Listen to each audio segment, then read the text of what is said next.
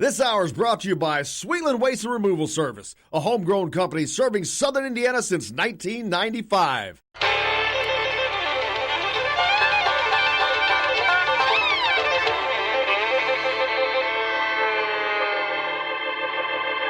Well, we're coming to your city.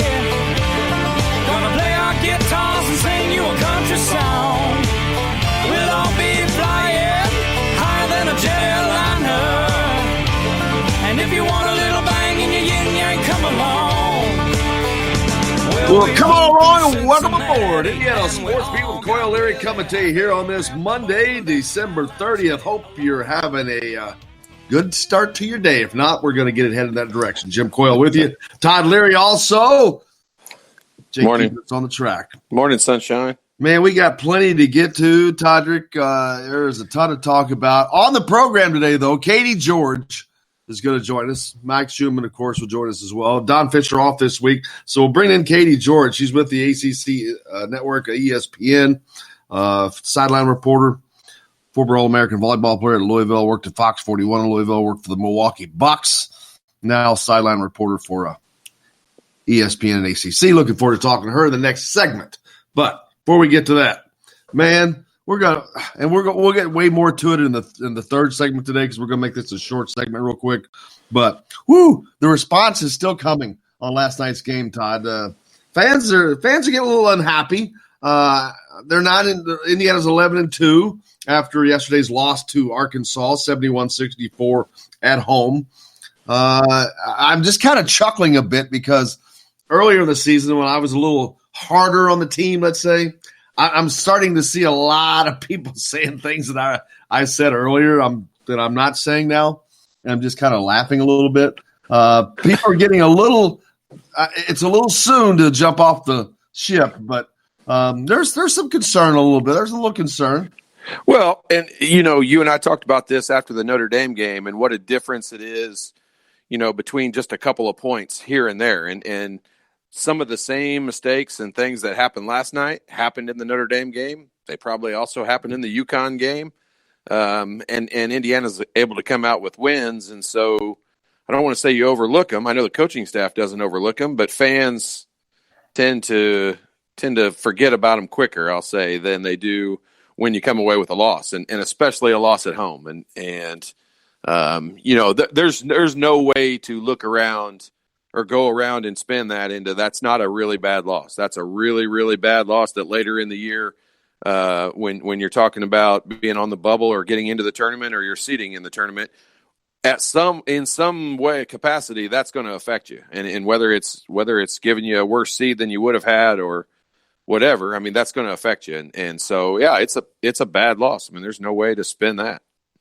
I've got a question already in on the text line from Ryan, which I'm going to let the expert, Todd Leary, answer. I am going to throw an answer in because this one's so easy. He asked, was the result of the game a matter of missed free throws and IU not continuing to feed the post? Yes. And also, are the free throws from this game a matter of overthinking? I think so, but I'll let you actually ask that. Yeah.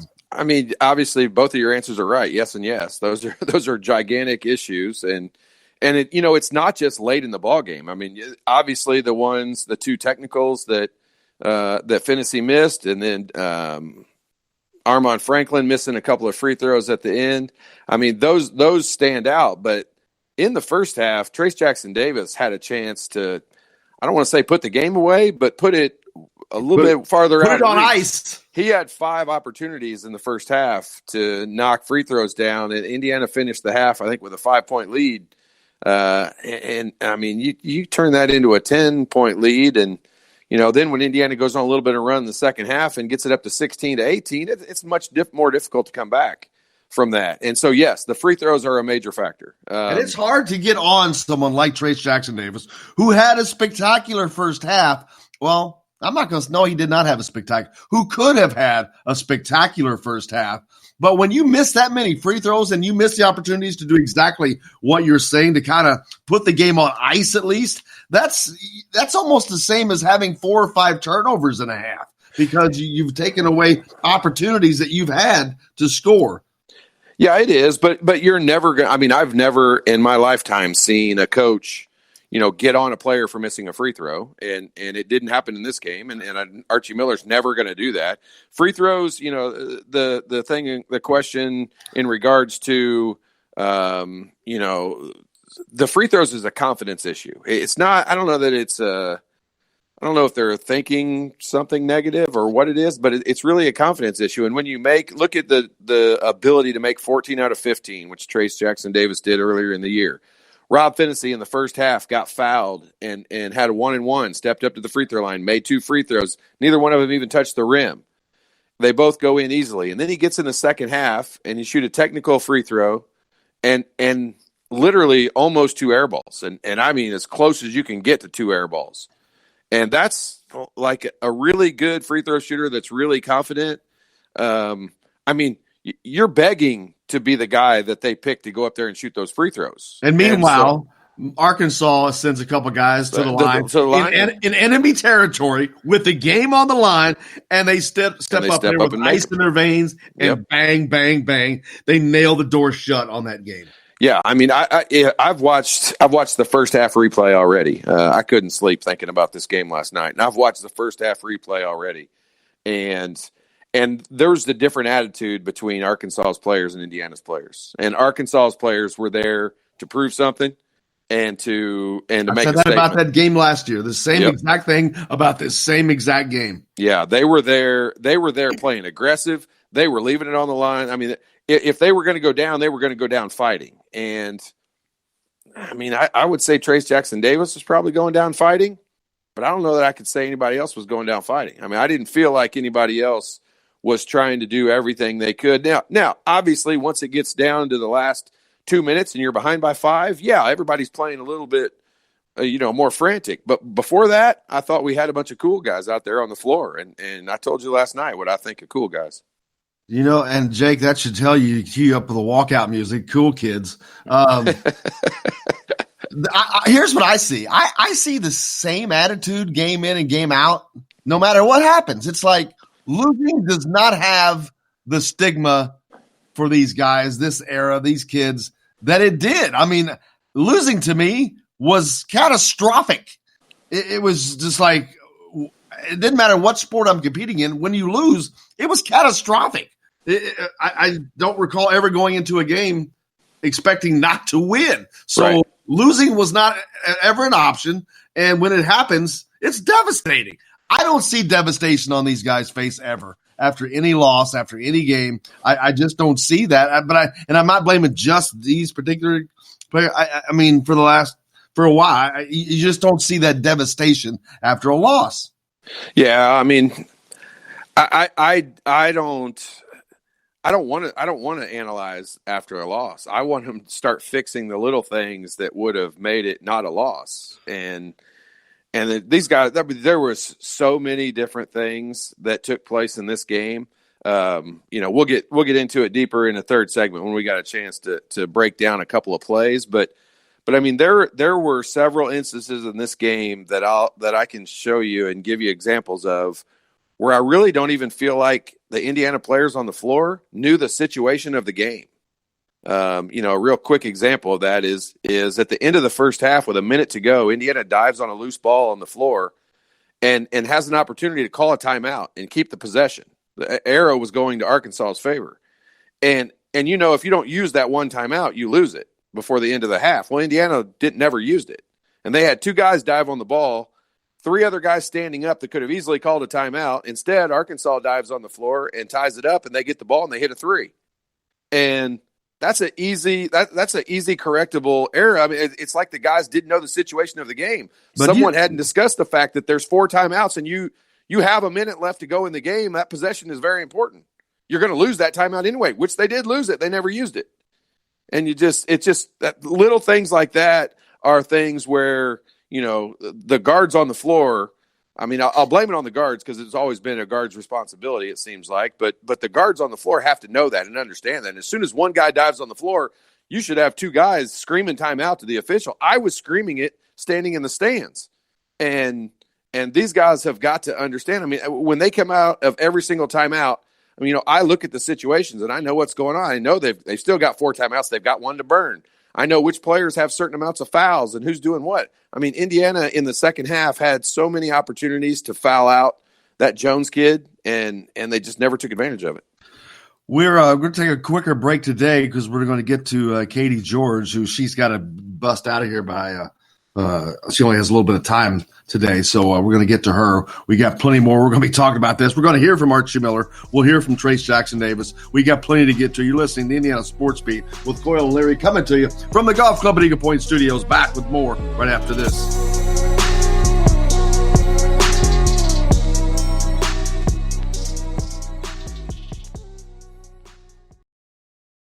Hello, everybody. Jim Coyle from Indiana Sports Beat. When I'm not covering the Hoosiers, you can find me at Bubba's 33 in Clarksville, located on the northeast corner of I-65 at Veterans Parkway. Bubba's 33 has hand-tossed pizzas, bold burgers, and ice-cold beer from a select list of local craft brewers.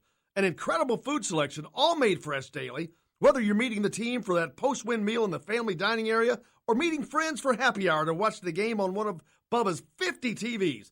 Bubba's 33 in Clarksville. Pizza, burgers, beer. We all want a winning smile for those championship photos, and that's exactly what you will get at Reynolds Family Dentistry in Sellersburg. Reynolds Family Dentistry has been serving the dental needs of Hoosier families for over 30 years. Let Doctors Roger and Jay Reynolds take care of your family. Just off of I-65 at 809 South Indiana Avenue in Sellersburg. Call 812-246-3368. That's Reynolds Family Dentistry, 812-246-3368. I'm Rain Shaddy, and I'm a Hoosier. As a toddler, you could always find me running around in a cream and crimson onesie and a red IU hat reminiscent of those worn during the world-famous William Tell timeout, shouting, "Go Hoosiers!" Like many other alum, I chose to make Bloomington my home. As a civic and alumni leader, I have become very knowledgeable about our community and would love to share my insights with you as your realtor. Find me on Facebook or call or text me, Ryan Shaddy, with FC Tucker Bloomington Realtors at 765-623-9093. Now that warm weather has arrived, it's time to hit the links, and there's no better place than the Golf Club at Eagle Point in Bloomington. Voted best golf course by the readers of the Bloomington Herald-Times, the Golf Club at Eagle Point is under new ownership, has new fairways and bunkers, and it's open to the public. When the round's over, there's cold beer and a full menu at the Eagle Point Pub and Bistro. Call 812-824-1100 to make a tee time. That's 812-824-1100. The Golf Club at Eagle Point in Bloomington. This is A.J. Moye. This is Dan Dockett. Hey, this is Michael Lewis, former Indiana basketball player. This is Indiana football coach Tom Allen. This is Jim Coyle with the Indiana Sports Beat. You can always like and follow us on Facebook. Always follow the show rebroadcast on iTunes, Google Play, iHeartRadio, Spotify. TheDailyHoosier.com is a great place to sign up for each and every day, or, of course, on 97.7 The Ref in Evansville. For the best recycling and waste removal service, turn to the area's leader, Sweetland Waste Removal and Recycling, a homegrown company serving southern Indiana since 1995. Sweetland Waste Removal and Recycling serves Floyd, Clark, Harrison, and Washington counties. For excellent service and peace of mind, call Sweetland Waste Removal and Recycling today at 812-944-5642. That's 812-944-5642. Keep life sweet with Sweetland Waste Removal and Recycling. Hey, this is Jordan Halls, former Indiana Hoosier. Keep up with Indiana sports on Indiana Sports Beat. Today's guest is brought to you by Reynolds Family Dentistry of Sellersburg. You need $1 million smile for those championship photos, and that's exactly what you'll get with Reynolds Family Dentistry. Do it, Robbie, do it.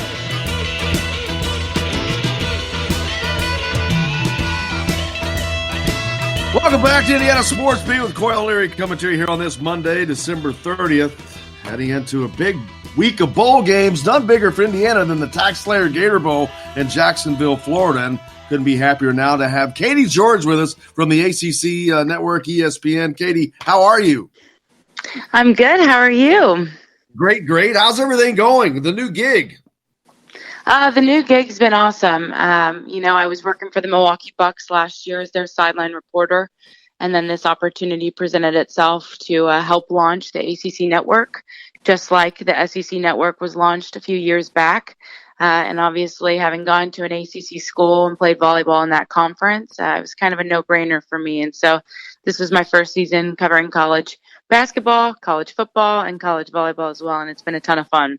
Yeah, we've got a lot of listeners in Southern Indiana, and those are, I'm sure they're very familiar with the name Katie George, All-American volleyball player at Louisville. Used to work for Fox 41, our friends at Fox 41. Aaron Matus is on with us pretty frequently, and you mentioned the Milwaukee Bucks. Even Miss USA, you're just a cornucopia, you're jack of all trades, everything. And wow, but this has been really cool to see. You get to do so much more now with this new gig on the ACC network. Yeah, I do. It's not just sideline reporting. I get to be an analyst for volleyball, which is putting me in a different chair, and that's been a great learning lesson and a good experience. And then I'm currently right now in Bristol, Connecticut, where I'm about to host a show in studio with Eric Macklin and EJ Manuel. So that's just another role. So I get to wear many different hats in this job, which I appreciate. It allows you to become more versatile. And then tomorrow morning, first thing, I'm hopping on a plane heading to Jacksonville. Yeah, heading down to Jacksonville for the Taxler Gator Bowl. A game I think is going to be a really good game, Katie. These two teams are pretty evenly matched, and both are trying to fight for notoriety within their own conference and kind of jump out there. But I think they gave you a good assignment. Yeah, I'm really excited. It was funny, when you're so immersed in a conference, you don't really see scores or keep up with teams that you're not used to or outside of your conference. And so when I got this assignment, I looked at Indiana's record and I said, 8 wins? Are you kidding me? And it was a total pleasant surprise because, as you mentioned, I worked at WDRB for 2.5 years. So I took many trips to Bloomington, whether that be for swimming, whether that be for football or basketball. And so, I was there for Kevin Wilson, and I was actually at Tom Allen's press conference when he was elevated to head coach. And, I knew then that he was special, just to be able to have success at every level, for him to come from the high school ranks all the way to becoming a head coach for a Division I school, let alone leading them to 8 wins and potentially a 9th to tie a school record, is pretty remarkable. And just in talking with some of the players this week, which I have to say, WAP is by far my favorite. What a character. He is so funny. I thoroughly enjoyed all of my conversations with the guys, including Peyton Ramsey and Raekwon Jones, but WAP takes the cake in terms of humor. But you can just tell they love playing for Tom Allen, and they like fighting for him. And I think that just speaks to the character and the kind of culture that he's been able to build in the last few years. You've hit the nail right on the head. I mean, it's even someone who covers them as frequently as I do. I was shocked at the beginning of the season. You could see the buy-in from all these new guys, like the freshman Tywan Mullen, who's been a sensation in the defensive backfield. But they were bought in. It's just like, I'm like, okay, because a lot of times you hear all this, and it's coach speak and players speak. But I'm like, these guys mean this, man. They are all in. And it made a big difference, as you mentioned. 8 wins for Indiana this season, a very special season. They're looking for their 9th win, something that will have happened only 3 times ever. And the funny thing is, Katie, this team should actually be sitting at 10 wins right now. They lost to Michigan State, a game that's kind of a bad loss, and they should have beat Penn State on the road. They played that well, but couldn't get that job done. But now they have a Tennessee team that's won 5 in a row. They're trying to elevate themselves within a tough conference as well. So both these teams they want this win because they want to be a little superior over another conference, but what a way to end a season and with a bowl win. Yeah, absolutely. And, I sometimes think the bowl system gets watered down because there's so many, but having covered a couple already this December, just talking to these players, it means so much to them. And so that kind of opens my eyes to, okay, if they're all bought in and they want to play one more time with this group of players, with their coaching staff, it makes sense. And I'm happy for them. And it makes it more fun for my job that they're so passionate and bought in. So I'm excited. You mentioned kind of the rivalry between the conferences. That is evident in talking with both teams. People claim the Big Ten, should be the best or is the best or has, more teams that are better than the SEC. And, you go back and forth. But I think Indiana not only wants to get to that 9th win just from a program pride standpoint, they want to be able to prove that this wasn't a fluke. They could contend in the Big Ten, and now they can prove it against an SEC team who's been a power for many, many years. But like you mentioned, Tennessee has something to prove as well. So I'm just excited. I think there's going to be a ton of fans. I know Indiana has already sold out their allotment of 8,000 tickets. Not to mention, like 28 of their players are from the state of Florida. So just talking to two that were from Tampa and Fort Lauderdale, I believe, the excitement they had to get to go home for Christmas and spend some time with their families and then be able to drive up to Jacksonville where WAP said he could have anywhere from 40 to 100 people at the game. And I believe him. That's the crazy part. That's really special for them, especially if you're someone like Raekwon Jones, who's finishing his career last time in an Indiana uniform. And it's going to be in front of, people that love him from his home state. That's pretty cool. Absolutely. I've got former IU basketball player Todd Leary with us as well here on the show, and I've been kind of cutting him out. Todd? Yeah. Well, they cut me out because I usually don't have anything really positive to say or any good questions. But actually, I do have one for you. In your preparation, you talked about talking to WAP and some of the other players. Being Big Ten people here, and when we watch the SEC, generally it's Alabama or Georgia or LSU or someone like that. Tell us something about Tennessee that Indiana needs to look out for, try to stop, try to do whatever, because I'm not super familiar with Tennessee, to be honest with you.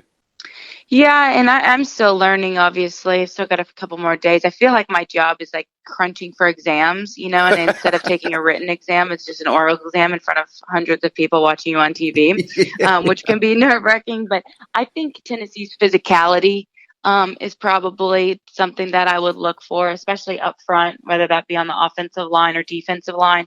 Indiana obviously has been really successful in the passing game, but I think to be balanced, they're going to have some success in the run game.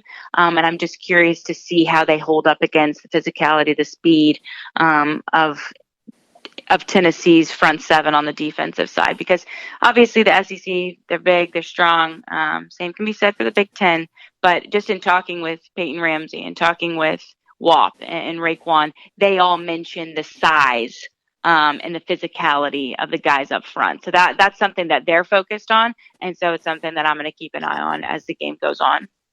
Now, you're up in Bristol, Connecticut, so you're up there with our friend Sage Steele, an IU graduate, friend of the show. Yeah. And someone great to learn from, obviously. But I'm expecting it's not going to be very much longer. This is just a training gig for you before you're in an ESPN seat very, very soon. Well, I appreciate that. It's just been a lot of fun. It's been a great learning lesson for me. And I'm working with a lot of great people, so I'm just enjoying the ride. Going into this bowl game, what are you looking forward to the most? What are you like as far as doing stories and just be as a reporter? What's the fun part when you go into a game like this where you don't have a lot of familiarity? You don't cover the SEC, you don't cover the Big Ten, so both these teams are fresh and new to you. So it gives you an opportunity to kind of do something completely new. Yeah, it does. I feel like I come in with a clean slate, no judgments or preconceived notions about either team. I just like telling the stories. I don't worry so much about, this could be, the third time that, they get to 9 wins in program history. I'm more concerned about the stories. And obviously, like for Peyton Ramsey, I know that's low-hanging fruit of sorts because of that storyline and how much it's been done this season with him and Mike going back and forth. But, something he said to me that I definitely want to display and tell on the broadcast is the fact that his father was the one who said, your value is more than a quarterback. And that sticks out to me because in this day and age, so often parents are the first ones to say, that's unfair. Like, you're the starter. You're the better quarterback. We need to look in transferring. Who should we call? And the fact that he didn't, I think just says a lot about him as a person, as a father, and the kind of son he's been able to raise. Peyton's really, really impressive to talk to. Not many people could go through that kind of adversity, still be ready, waiting on the bench, answer the call and play well when they needed him to. And I don't know, the fact that he never sulked, the fact that he's so poised, I'm curious to see how he fares against an SEC team. I mean, I know he's played multiple times, 6 times maybe this season, and he's done very well. But I'm curious to see how he kind of handles the magnitude of this moment and if he stays unflappable. But just kudos to that family. They seem like a special group of people. Absolutely. You couldn't be any more correct. And then you could have had a different story idea had Michael Penix been available, because he was committed to Tennessee and Tennessee was committed to him at offer. A week before signing day, they pulled his scholarship offer. So that was about to be a great, lovely story. Unfortunately, we're not going to get to see that. But, man, it was almost a good storyline for you. It's still kind of there a little bit, but not as much. Yeah. It's funny. You prepare all these stories, and I found this out, throughout the season.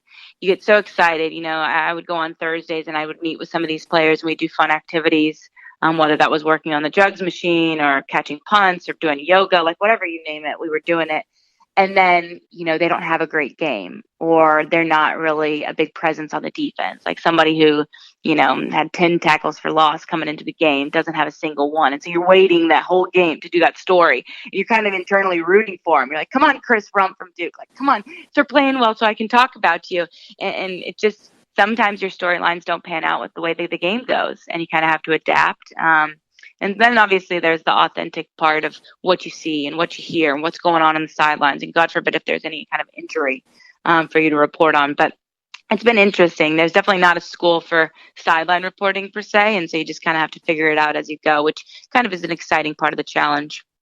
Well, you do it quite well, Katie George. We thank you so much for taking the time to join us. I know you got to get going and get ready to take off here soon for Jacksonville. Yeah. But we appreciate you so much. Of course. Thank you so much for the time. Have a great day. You betcha. Katie George, sideline reporter for ESPN, ACC Network, going to be covering the TaxSlayer Gator Bowl in Jacksonville, Indiana, taking on Tennessee on Thursday.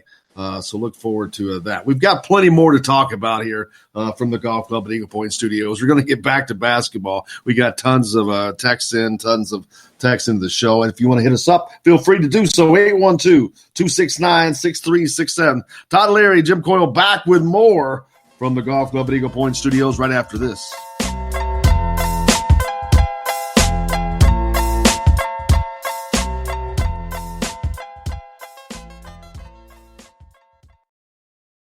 Hello, everybody. Jim Coyle from Indiana Sports Beat. When I'm not covering the Hoosiers, you can find me at Bubba's 33 in Clarksville, located on the northeast corner of I-65 at Veterans Parkway. Bubba's 33 has hand-tossed pizzas, bold burgers, and ice-cold beer from a select list of local craft brewers. An incredible food selection, all made fresh daily. Whether you're meeting the team for that post-win meal in the family dining area or meeting friends for happy hour to watch the game on one of Bubba's 50 TVs. Bubba's 33 in Clarksville. Pizza, burgers, beer. We all want a winning smile for those championship photos, and that's exactly what you will get at Reynolds Family Dentistry in Sellersburg. Reynolds Family Dentistry has been serving the dental needs of Hoosier families for over 30 years. Let Doctors Roger and Jay Reynolds take care of your family. Just off of I-65 at 809 South Indiana Avenue in Sellersburg. Call 812-246-3368. That's Reynolds Family Dentistry, 812-246-3368. I'm Rain Shaddy, and I'm a Hoosier. As a toddler, you could always find me running around in a cream and crimson onesie and a red IU hat reminiscent of those worn during the world-famous William Tell timeout, shouting, "Go Hoosiers!" Like many other alum, I chose to make Bloomington my home. As a civic and alumni leader, I have become very knowledgeable about our community and would love to share my insights with you as your realtor.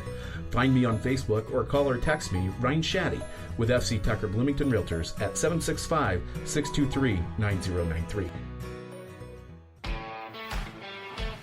Now that warm weather has arrived, it's time to hit the links, and there's no better place than the Golf Club at Eagle Point in Bloomington. Voted best golf course by the readers of the Bloomington Herald-Times, the Golf Club at Eagle Point is under new ownership, has new fairways and bunkers, and it's open to the public. When the round's over, there's cold beer and a full menu at the Eagle Point Pub and Bistro. Call 812-824-1100 to make it tee time. That's 812-824-1100. The Golf Club at Eagle Point in Bloomington. This is AJ Moye. This is Dan Duckett. Hey, this is Michael Lewis, former Indiana basketball player. This is Indiana football coach Tom Allen. This is Jim Coyle with the Indiana Sports Beat. You can always like and follow us on Facebook. Always follow the show rebroadcast on iTunes, Google Play, iHeartRadio, Spotify.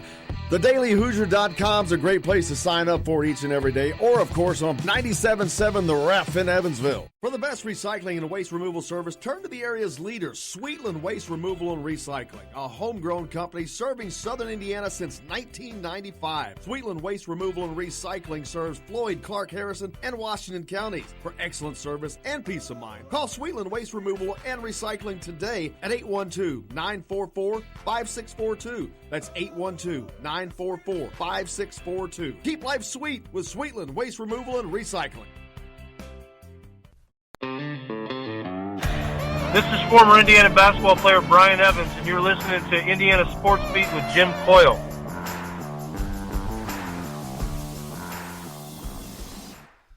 This segment is brought to you by Bubba's 33 in Clarksville. Pizza, burgers, beer.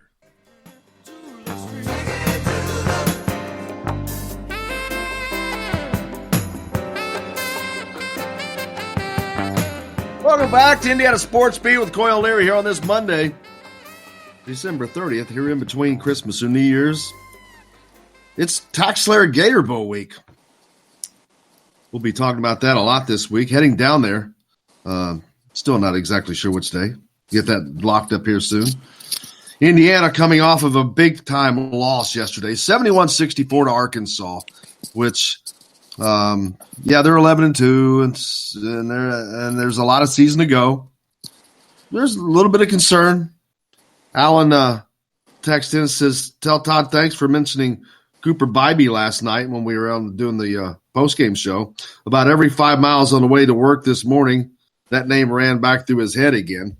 You know, I think that are they not getting to a point to where you're like going, why not? Especially Yes.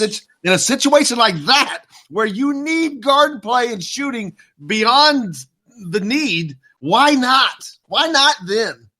Yeah, I mean, I would say it's probably getting to that point. There's so many mistakes that are being made that are not being corrected. And you know, here's kind of the way that I would look at it. There's been a lot of really positive things that have happened in the first 13 games of the season. There's been a lot. Trace Jackson-Davis is just an unbelievably pleasant surprise. And you know, we expected him to be good. I don't know that I certainly didn't know he would be this good. And he is, you know, for a college basketball player, he's one of the best players in the country, not just freshmen. And so there's been some really good positive things that have happened. We tend to, especially after a loss, we really focus on the negatives. And in this particular case, I mean, the Notre Dame game, the UConn game, and this game, Arkansas game, I mean, the negatives are all very similar. And, you know, it's not being able to guard the three-point line. It's not being able to make shots. It's not taking care of the basketball. You know, it's breakdowns defensively. It's missed free throws. I mean, we're kind of repeating the same stuff over and over again. So if that doesn't start to get fixed, you almost have to look for another solution. And that's why I think, you know, from an athletic standpoint, you know, I think there are some limitations that you would have to playing Cooper Bybee. But I'm not so sure that he wouldn't make up for it with basketball IQ and pure skill in shooting the basketball and some things like that. And he seems to me, just in my opinion, he seems to me to have that I don't give a crap attitude. Just give me a shot. He doesn't seem like he's kind of afraid of the big lights. I don't know. I mean, it's easy for me to say that, but just he just seems confident enough to me that it's like, situation doesn't really bother him. Yeah, I mean, he's played such a limited amount. It's really difficult to say that, and especially the time frame in which he's been in games. But here's right along with that. You know, there's been a lot of guys, and I know it was a long, long time ago, but I mean, look at Archie Miller, and I loved watching Archie Miller play. I thought Archie Miller was one of the smartest players on the floor every single time out. And he has real similar build to Cooper Bybee. I mean, he's athletically, I would not say that Archie. I think Bybee's taller than he is. Probably is. And in all reality, he's probably a better shooter. He's probably not as good a ball handler, and he may not be as smart, and he may not be as good defensively. But I would. They're at that point. I wouldn't have said that back in the UConn game. I would have said, these guys are still learning and have. Yesterday, to me, there was a complete disregard for taking care of the basketball and possessing the basketball. I mean, I already mentioned the one opportunity for a timeout call in the first half. That's a big deal. I mean, and unless they understand that that's a big deal and why they need to call that timeout and why it's important to finish the half with as big a lead as you possibly can, if they can learn something like that from a loss like this, that's the only real way to spin it and say that there's a positive that can come from it. But if they can learn that stuff, then, okay, we'll have to suffer through a loss like this. But like you said, I don't see them learning from this.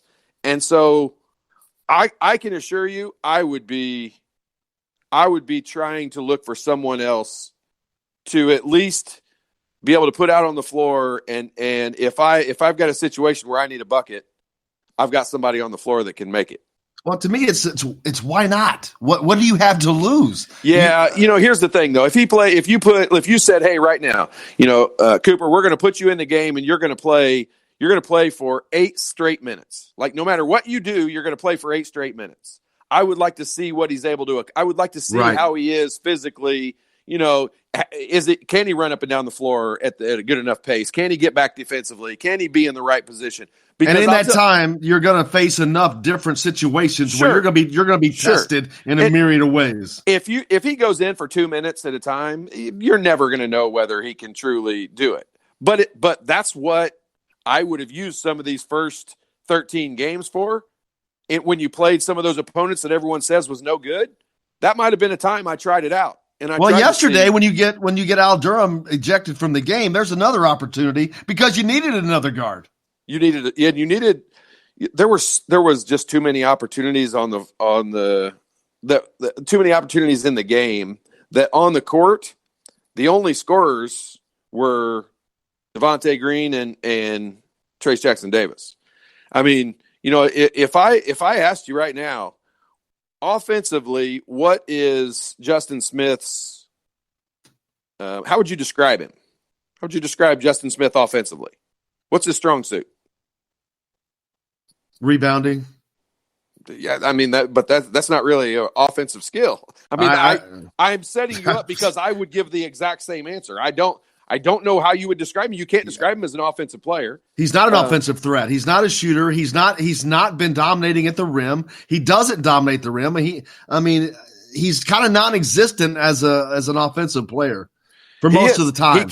So far, he has not shown the ability to play with his back to the basket so that we could throw him the ball in the post. And he's not shown the ability to consistently make a 15 to 18-foot jumper. And we know we don't want him shooting three-pointers, which he does anyway. So I don't really know that you can look for him for much more offense. Al Durham has got to be a guy that steps up.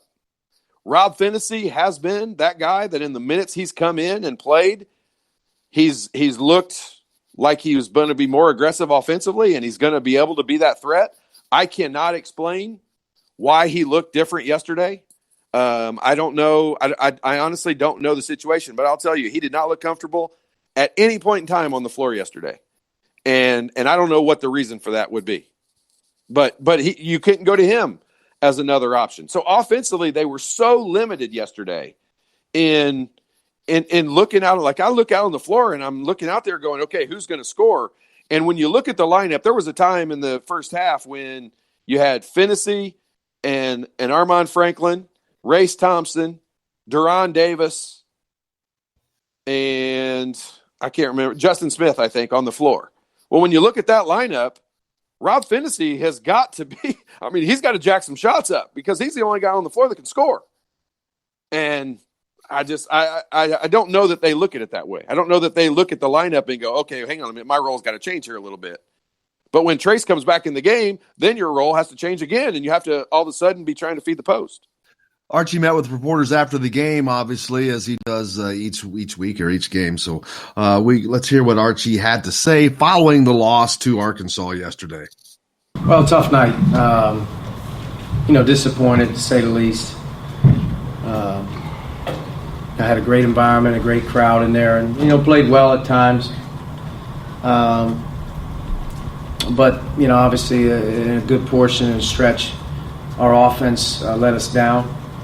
And it's tough. You're playing against some really good shooters and some guys that can really stretch the floor and put you on islands. And inevitably, they made some timely ones to not only hang in, they also made some big ones to go up and give them some confidence. And our struggles at the foul line hurt us a lot tonight, especially in the second half. We stepped up there for a pair a couple times, and that was tough. But to be able to win this game at home, find a way, it's disappointing. But I also say this: we're in a similar situation a week ago and found a way to win the game in a similar manner where your offense let you down. So it isn't like something alarming happened today that didn't happen a week ago or against UConn in the Garden. We're a team that's finding a way to consistently run really good offense throughout the course of a game, get quality shots, and we're finding ways to get fouled. When you go to the line, you got to make them. Defensively, they took 31 threes. We knew they were going to have to take a lot of threes. We were in a situation, big guys guarding guards, and give them credit. I thought they made some timely ones. I don't think every single one they took was good, but not being able to run good offense, get the ball inside, be able to play downhill and play out of the post was a big deal late in that second half. And then, we got to step up and make some shots. We had some good ones in the game that didn't go. Devontae ends up making 4 of the 5 threes. We needed some other guys to step up and make a couple of those open ones, make some decisions. But tough night for us. Just a tough feeling. Didn't feel like that we played real well there for a stretch. It was disappointing for our team to finish the non-conference that way. But we put it to bed. We have an 11-2 record.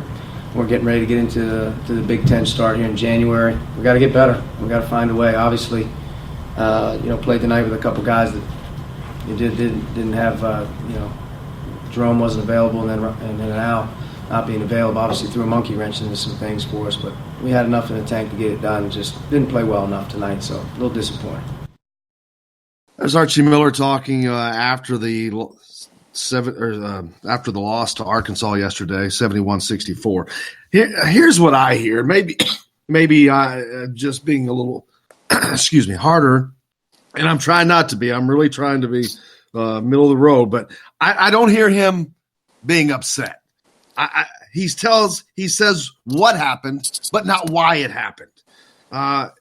He's talking about the same problems that have been a problem. And he even mentioned, this is nothing new. We did this before. We were just able to win, as if that's okay. And it's not. And I don't hear a coach that's upset. And I'm not saying that he's not upset. Of course, I'm sure he is. But at some point, I'm not saying that I'm not trying to make someone to be Bob Knight or any other coach. But at some point, I think you got to kind of get angry at your team.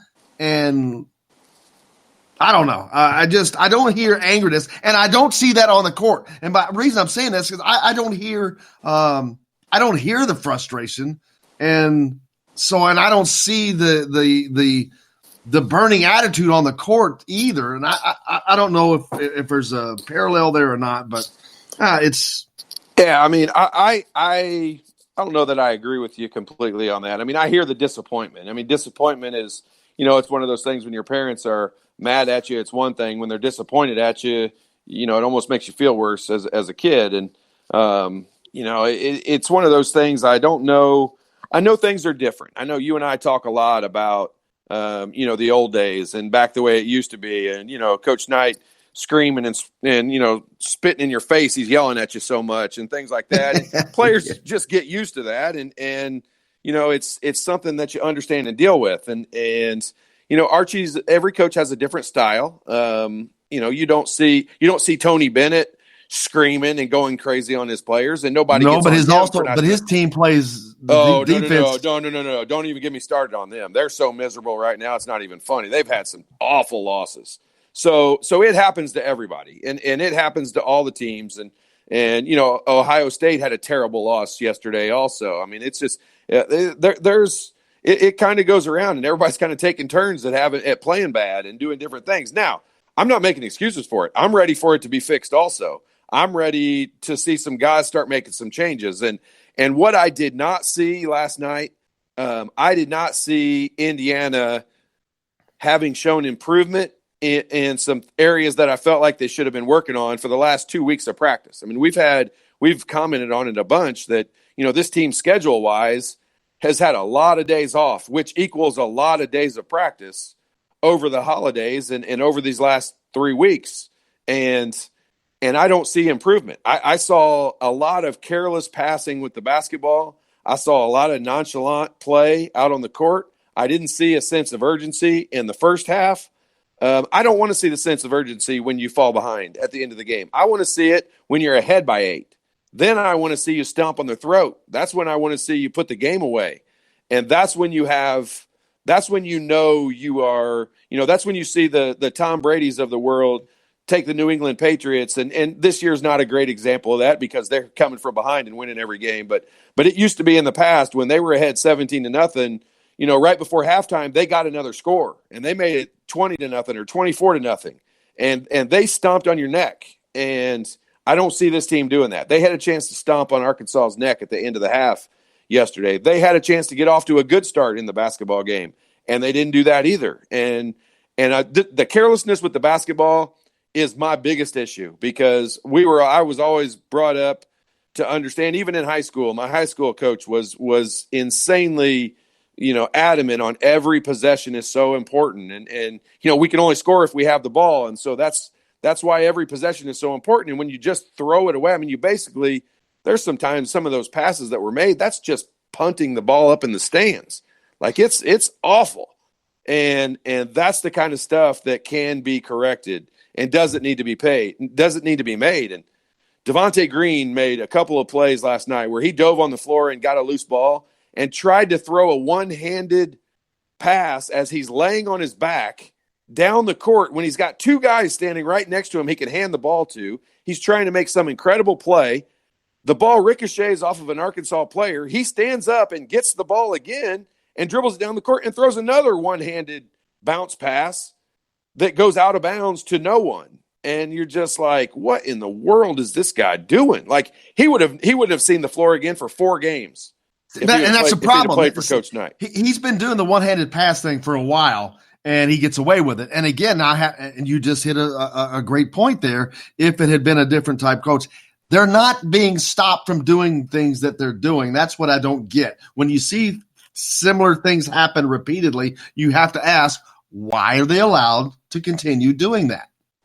Yeah. I mean, I don't disagree with you. I mean, I'm just going to say, those are things that I think needed to be addressed at the easier part of the schedule. I mean, I don't know that you can't bench Devontae Green right now. I mean, they're struggling to score the basketball. He shoots 4 of 12 from the 3-point line. He shoots 33%, and we act like that's great. Like, we've got to have him on the floor. He made 4 of the 5 3-pointers Indiana made. I mean, it's just they don't have other shooters that are stepping up right now. I mean, I don't know what else they can do when it comes to that other than sit him down. And I don't think benching him is the right thing to do. I think somebody's got to get a hold of him and get him to understand how important I guess we talk about, you pile onto the Katie George interview that I had and what you talked with her about of everyone bought into Tom Allen's system. Like I'll say, I don't know that everyone's bought into Archie. I don't know that Devontae Green's bought into Archie Miller's system because Archie Miller's system is not throwing the ball all over the field like it's happening right now. I mean, they're making turnovers that you can't make. And I wouldn't look at that and say they're all bought in right now. Yeah, and if I look at some of the game notes, there's a couple things that jump out. Trace Jackson-Davis scored 11 of the Hoosiers' first 22 points on 5 of 6 shooting. Ended up in the half with 16 points on 6 of 8 shooting. Then the second half, Devontae Green starts by scoring 8 of the first 10 points for the Hoosiers, and that continued a trend of staying away from the paint that had been so successful in the first half. I think over the last 12 minutes, Trace Jackson-Davis had 3 field goal attempts in the last 12 minutes of the game. In the last 20 minutes of the game, he had 3 field goal attempts. He only took 3 in the whole second half. That's crazy. It is. I mean, it is. But here's here's where the whole Devontae Green thing of scoring all those points in a row. That's when somebody has to step back from the situation and recognize the fact of, and this is a player's responsibility. This is not a coaching staff responsibility. Players, I mean, we're calling them kids, but they don't want to be called kids. I mean, they want to be treated like grown men. And but when they're not doing it, it becomes a coaching responsibility to me. Yeah, but Jim, who are you going to play? Like, where are you going? I'm with you. Cooper Vibey. I'm with you. I'm to that point. I'm like, what do you have to lose? I don't disagree with you. I completely agree with you. Well, at least exhaust when you lost Al Durham. When you lost Al Durham and he wasn't available to play, you almost have, I don't want to say the excuse, but you almost can easily make an argument for why you need to give him a shot and give him a try. But hey, look, we've also not seen him play a stretch of 8 minutes in a row. He may not be capable of it. I don't know that, but I could promise you I probably would have found out by now. Absolutely. It would be nice to know. I mean, because I'm like, okay, what's the worst that can happen? Right. I mean, he can't, so you take, this is one thing that the coaching staff used to do when I was there was they would take all your positive plays and take all your negative plays. And now they try to do it with a plus minus and all the analytics and different stuff going on, but it's not quite the same. And when you go down and you actually single out a player and you say, here are the positive contributions you made and here are the negative things you took away from us, and you really start to look at what your value to the team was and what your not just the team, but what your value to the game was. And there's a lot of games when you didn't have great numbers because those good plays aren't always baskets. They're not always rebounds. They're not always assists. A lot of time it's a good help on defense that caused a turnover. A lot of times it's diving on the floor and tying up a loose ball and you get in a possession. It's little things like that. So when you start to look at all of those little aspects of it, a lot of times your positives can way outweigh your negatives, and they're not statistical things that go on, that everyone can sit there and analyze after the game. But the coaching staff recognizes it, and that's when you can see how valuable a player really is. How many times do we see a player that, a coach will say he's the most valuable player on our team, and his stat line, he might average 4 points a game, and he doesn't do that much, but he might be the best defender, and he might be the best hustle guy, and he might be the best leader, blah, blah, all the different things. But, there's some things that guys need to start stepping up and doing. And if they don't, I'm right along. I'm with you. I'm with you we've got to find somebody that is willing to do it. And that's what Coach Knight was willing to do, was go down that bench and find somebody that was willing to do it. And at the end of the day, you're just looking at, again, an offense that just it seems disjointed. You've got a successful first half with the paint player and Trace Jackson Davis, and then it seems like there's this power struggle. And I don't want to make it into something that it's not. But Devontae comes out, and sometimes you ride the hot hand. That's just sports. It doesn't matter. And if that's the case, that's a hot hand. And maybe that was the case in that second half. But how you don't.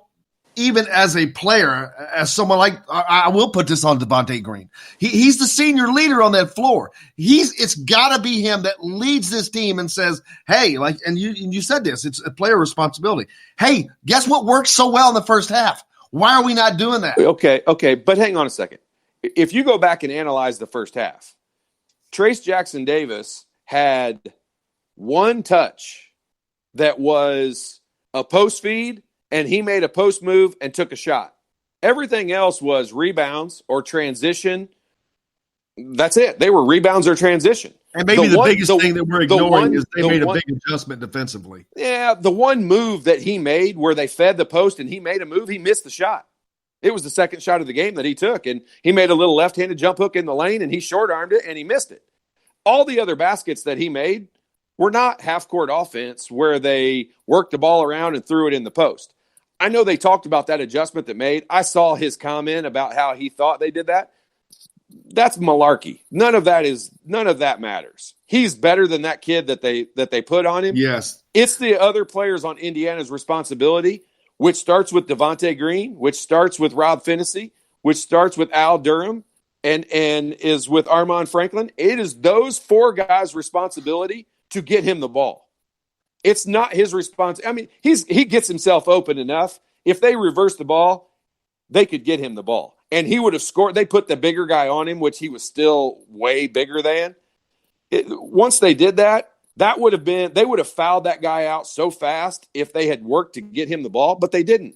But they didn't really work to get him the ball in the first half either. He scored his baskets in transition and on offensive rebounds. Yeah, and my other concern is you've got people like Justin Smith, people like Al Durham, people like Devontae Green that we're continuing to talk about that needs to do this and needs to do this. Man, they're in their third season under this coach. If they're not doing these things now, why do we expect that they're going to do them tomorrow? Yeah, I mean, my only problem with your whole statement, your whole statement, I agree with. It's a question. It's just a question. Yeah, but you're relating it to the coach. You know, it's a situation. I'm asking third year under this coach. It's their third year of playing. Okay, it's their third and fourth years of playing. Second year for Finney. First year for Arma. But who's allowing them to continue to do it? I get what you're saying, and I know you're trying to make it a coaching issue. It's a player's issue. I'm asking a question. And I'm telling you, it's a player's issue. It's not a coach's issue. So, but does it not at any point become a coach's issue when you continue to allow those players who have those issues to continue to display those same exact issues game after game, season after season? I am with you. I have agreed with you already, and I will continue to agree with you in saying I would try Cooper Bybee. I don't know if any of the other guys can play or not. We got to go. I'm sorry. I would try somebody different, but it's a player's responsibility, not the coach's. Hey, we got more to get to, man. Keep on. We're got a lot to discuss here. Obviously, Indiana basketball losing yesterday to Arkansas, 71-64. We've got Mike Schumann coming up yet in the next hour. When the Indiana women continue their winning ways, we'll talk about that. And, of course, the Tax Slayer Gator Bowl coming up in Jacksonville, Indiana taking on Tennessee. Stay tuned. You're listening to Indiana Sports Beat with Coy O'Leary. Back with more at the Golf Club at Eagle Point Studios right after this.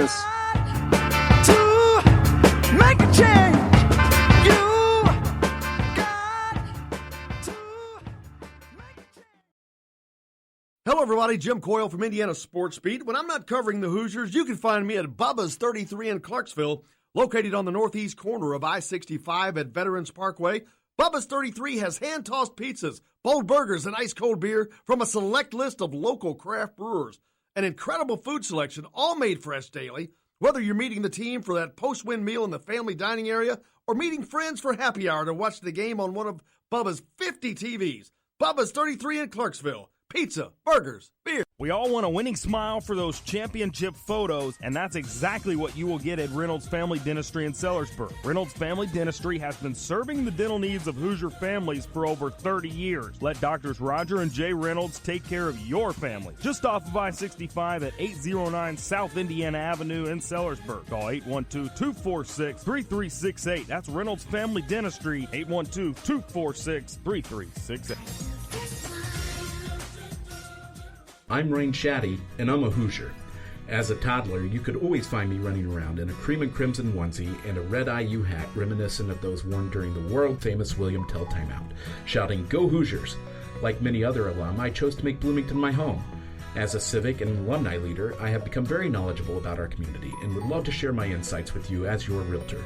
Find me on Facebook or call or text me, Ryan Shaddy, with FC Tucker Bloomington Realtors at 765-623-9093. Now that warm weather has arrived, it's time to hit the links, and there's no better place than the Golf Club at Eagle Point in Bloomington.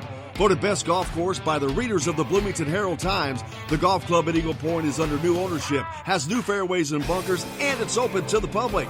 When the round's over, there's cold beer and a full menu at the Eagle Point Pub and Bistro. Call 812-824-1100 to make a tee time. That's 812-824-1100. The Golf Club at Eagle Point in Bloomington. This is AJ Moye. This is Dan Dockett. Hey, this is Michael Lord, former Indiana basketball player. This is Indiana football coach Tom Allen. This is Jim Coyle with the Indiana Sports Beat. You can always like and follow us on Facebook. Always follow the show rebroadcast on iTunes, Google Play, iHeartRadio, Spotify.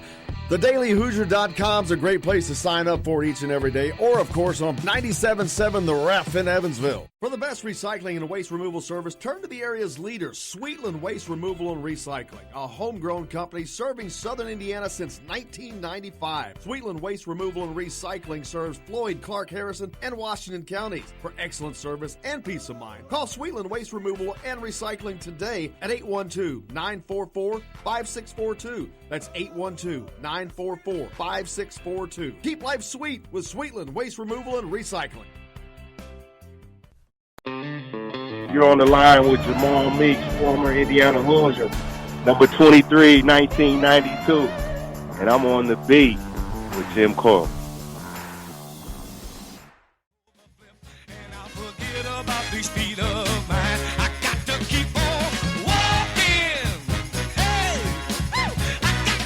Welcome back to Indiana Sports Beat Radio with Coyle O'Leary here on this Monday. It's always Monday when it's Monday. It's a weird Monday when it's after a 6 p.m. Sunday night game. That holiday break. Yeah, then you throw it in the middle of Christmas being on a Wednesday, then New Year's being on a Wednesday. Right. All kinds of craziness going on. That's okay. No better place to have craziness than right here in the crazy central. Coyle O'Leary, appreciate you joining us. Great show last night after the game with Todd Leary. We were normally, of course, we are at Yogi's, but Finney Hospitality Group treating their employees with nothing but class, closed all their locations in order to give them a Christmas party. So very cool by Nathan Finney and that group, Chris Martin.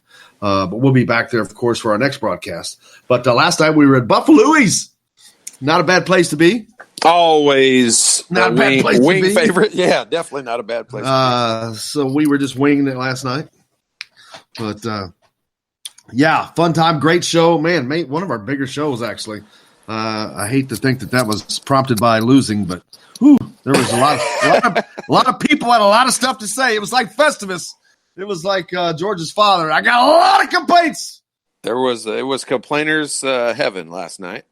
But it's kind of funny. It's just kind of like everything is. I mean, people like the success and like when things are going well, but then as soon as anything goes bad, I mean, everybody wants to just start chiming in as to what the problems are and that stuff. And that's all part of it. That's what it is. I mean, that's why, you think everything is roses when you're a player or a coach and you're making millions of dollars and all that, or the players, get all the school paid for and everything for free and all that. But man, I tell you what, people don't think about all the negativity that comes along with it. And it's just, it makes you grow up. It makes you appreciate the good games and the good times. And when you play well, and it's just funny. You made a great comment earlier, and it's so true. I mean, growing up in the way we grew up in basketball, the good wins do not outweigh the bad losses, and the bad losses just weigh on your mind forever. Like I had nothing to do with this game yesterday, and I could not sleep all night. It was driving me insane. Yeah, I just don't think that losing hurts, man. It just, yeah. I can't even think about it. I mean, not to get off on a tangent on that, but I swear to you, I blame a lot of this, the players' reaction to it. Like the way you were saying it earlier, I definitely think they're disappointed. I know they're disappointed. I think they're disappointed, but I don't think that they're disappointed enough to do anything about it. Here's my opinion of that. Here's why I think that is. AAU has ruined these guys because you play so many AAU games in a summer that you're going to lose, and you lose. You're losing in a summertime. A lot of these guys are losing 20 to 30 times in a summer, and that's just not even a thing. In my AAU team, we lost 2 times in 4 years. Like you just don't get used to it. It's not a thing. But we were playing 1/5 the amount of games these guys are playing. I mean, these guys are playing 6 or 7 AAU basketball games every single weekend when you're in high school from April all the way through July. And so, it's just different. I mean, I blame AAU for, desensitizing these guys to losing. Ryan from Northern Indiana. Ryan Porter? I had you down as Ryan K for some reason. Anyway, he came down from Northern Indiana yesterday, I guess, for the game. He missed us at Buffalo. He's too bad, but said he's still here at the Hyatt listening to us. Thanks, brother. We appreciate you, as always. Yeah, him and 16,000 other awesome fans showed up last night. I mean, that was a great crowd. I for a Sunday night 6 p.m. game over the holidays, I could not have been more impressed with the crowd. Yeah, Archie mentioned that in his clip that we played earlier in the show, and it was. And you mentioned it last night. It's an opportunity when you have the students out. Indiana has the largest student section in college basketball, or they have had. And if that's still the same, they had 7,000, and it was the largest in all of college basketball. It doesn't matter how many other stadiums are bigger than Assembly Hall. Indiana is the one that has the most students. Well, so when you have that chunk gone for the holidays, it makes a difference. But Indiana has such a fan base that when that happens, those seats are gobbled up by people who don't normally or necessarily get a chance to go to Simon Scott Assembly Hall, and they were out in force last night. Yeah, we hear it every week. I mean, we hear every single season. And we'll hear somebody will write into the show or call us or, email us or whatever and say, hey, this is my, I've been a longtime fan or been a fan since I was a kid or my dad was a fan. This is my first opportunity to get to Assembly Hall this weekend. And that's when, like we kind of take it for granted. We're there every game and have been for a long time. And, when a fan's one memory that I was saying this last night on our postgame show, when one fan's memory of coming to Assembly Hall is a game that you laid an egg like Indiana did last night against Arkansas, I mean, Coach Knight would have used that against us for, easily for the rest of the season, but we would have probably heard about it next year and the year after. And those things don't just go by the wayside. I mean, he would have made us understand there were people that drove 3, 4, 5, 6 hours to get to that game, and that's the first time they've ever been to Assembly Hall, and that's the performance you gave them. And it almost gives you a sense of responsibility that performing well doesn't mean you have to make shots. I mean, that's what is so different than what the average person that just looks at stats sees. There's so many other things that you can do and do well and contribute in the game, and it's an opportunity to perform. And, it's like a Broadway actor giving a stage performance. I mean, when they come off of it, sometimes they know they gave better performances than another. And last night, Indiana had one guy, I think, that could say he gave a good performance last night. And Indiana's not the only team that has troubles. Even those that are doing much better, they're still having problems. Ohio State losing at home yesterday.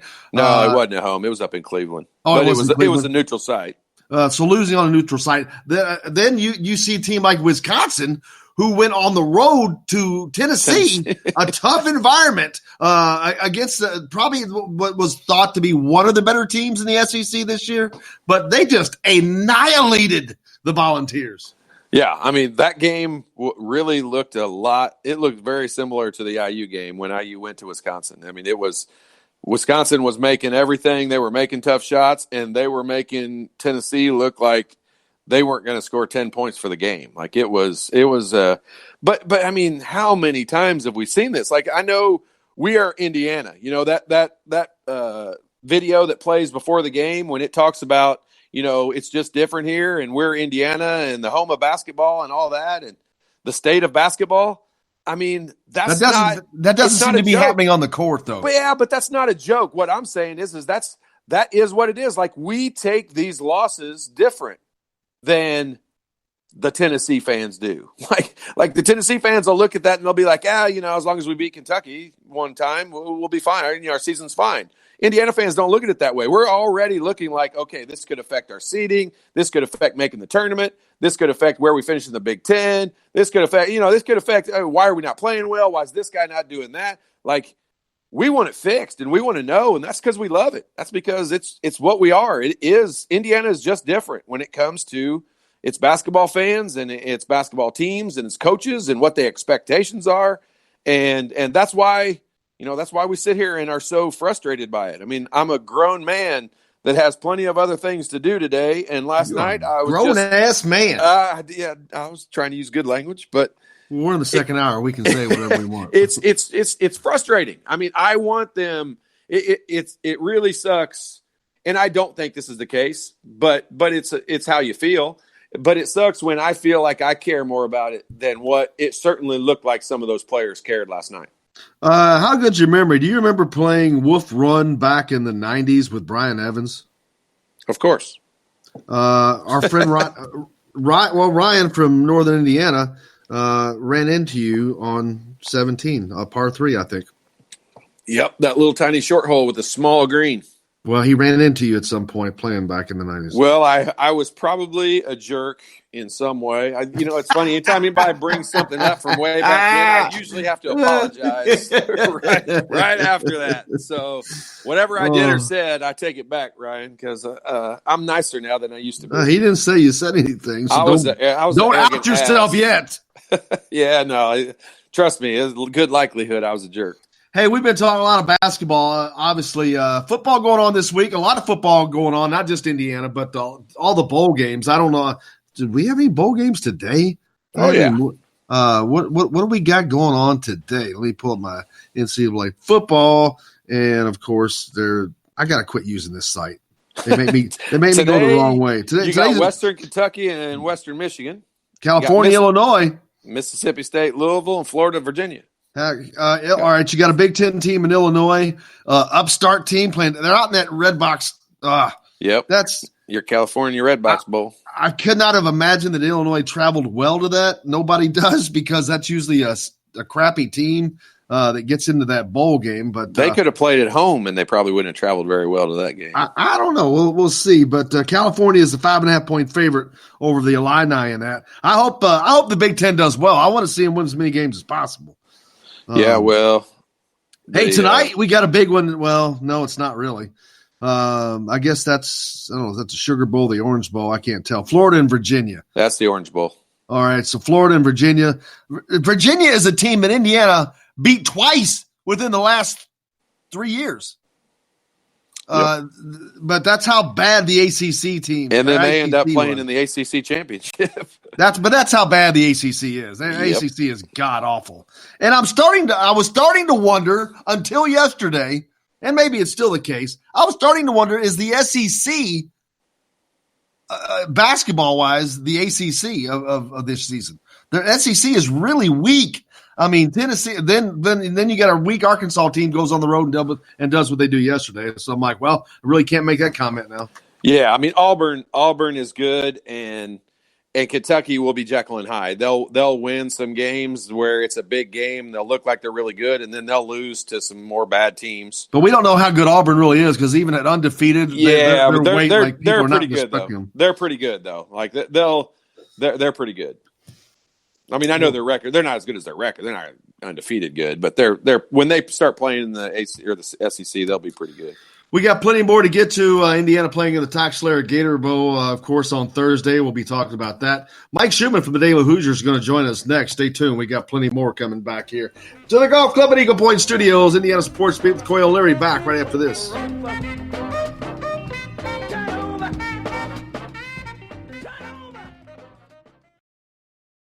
Hello, everybody. Jim Coyle from Indiana Sports Beat. When I'm not covering the Hoosiers, you can find me at Bubba's 33 in Clarksville, located on the northeast corner of I-65 at Veterans Parkway. Bubba's 33 has hand-tossed pizzas, bold burgers, and ice-cold beer from a select list of local craft brewers. An incredible food selection, all made fresh daily. Whether you're meeting the team for that post-win meal in the family dining area or meeting friends for happy hour to watch the game on one of Bubba's 50 TVs. Bubba's 33 in Clarksville. Pizza, burgers, beer. We all want a winning smile for those championship photos, and that's exactly what you will get at Reynolds Family Dentistry in Sellersburg. Reynolds Family Dentistry has been serving the dental needs of Hoosier families for over 30 years. Let Doctors Roger and Jim Reynolds take care of your family. Just off of 65 at 809 South Indiana Avenue in Sellersburg. Call 812-246-3368. That's Reynolds Family Dentistry, 812-246-3368. I'm Rain Shaddy, and I'm a Hoosier.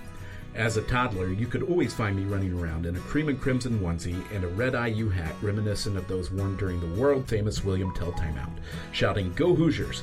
Like many other alum, I chose to make Bloomington my home. As a civic and alumni leader, I have become very knowledgeable about our community and would love to share my insights with you as your realtor. Find me on Facebook or call or text me, Ryan Shaddy, with FC Tucker Bloomington Realtors at 765-623-9093.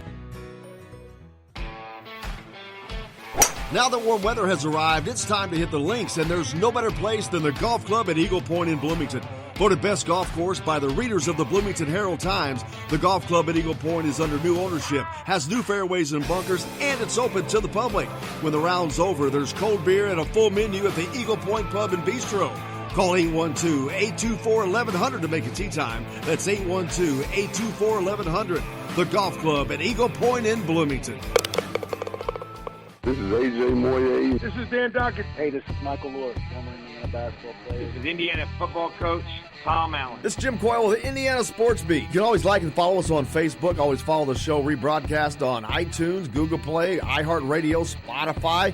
TheDailyHoosier.com is a great place to sign up for each and every day. Or, of course, on 97.7 The Ref in Evansville. For the best recycling and waste removal service, turn to the area's leader, Sweetland Waste Removal and Recycling, a homegrown company serving southern Indiana since 1995. Sweetland Waste Removal and Recycling serves Floyd, Clark, Harrison, and Washington counties. For excellent service and peace of mind, call Sweetland Waste Removal and Recycling today at 812-944-5642. That's 812-944-5642. Keep life sweet with Sweetland Waste Removal and Recycling. Hey, this is Jordan Halls, former Indiana Hoosier. Keep up with Indiana sports on Indiana Sports Beat.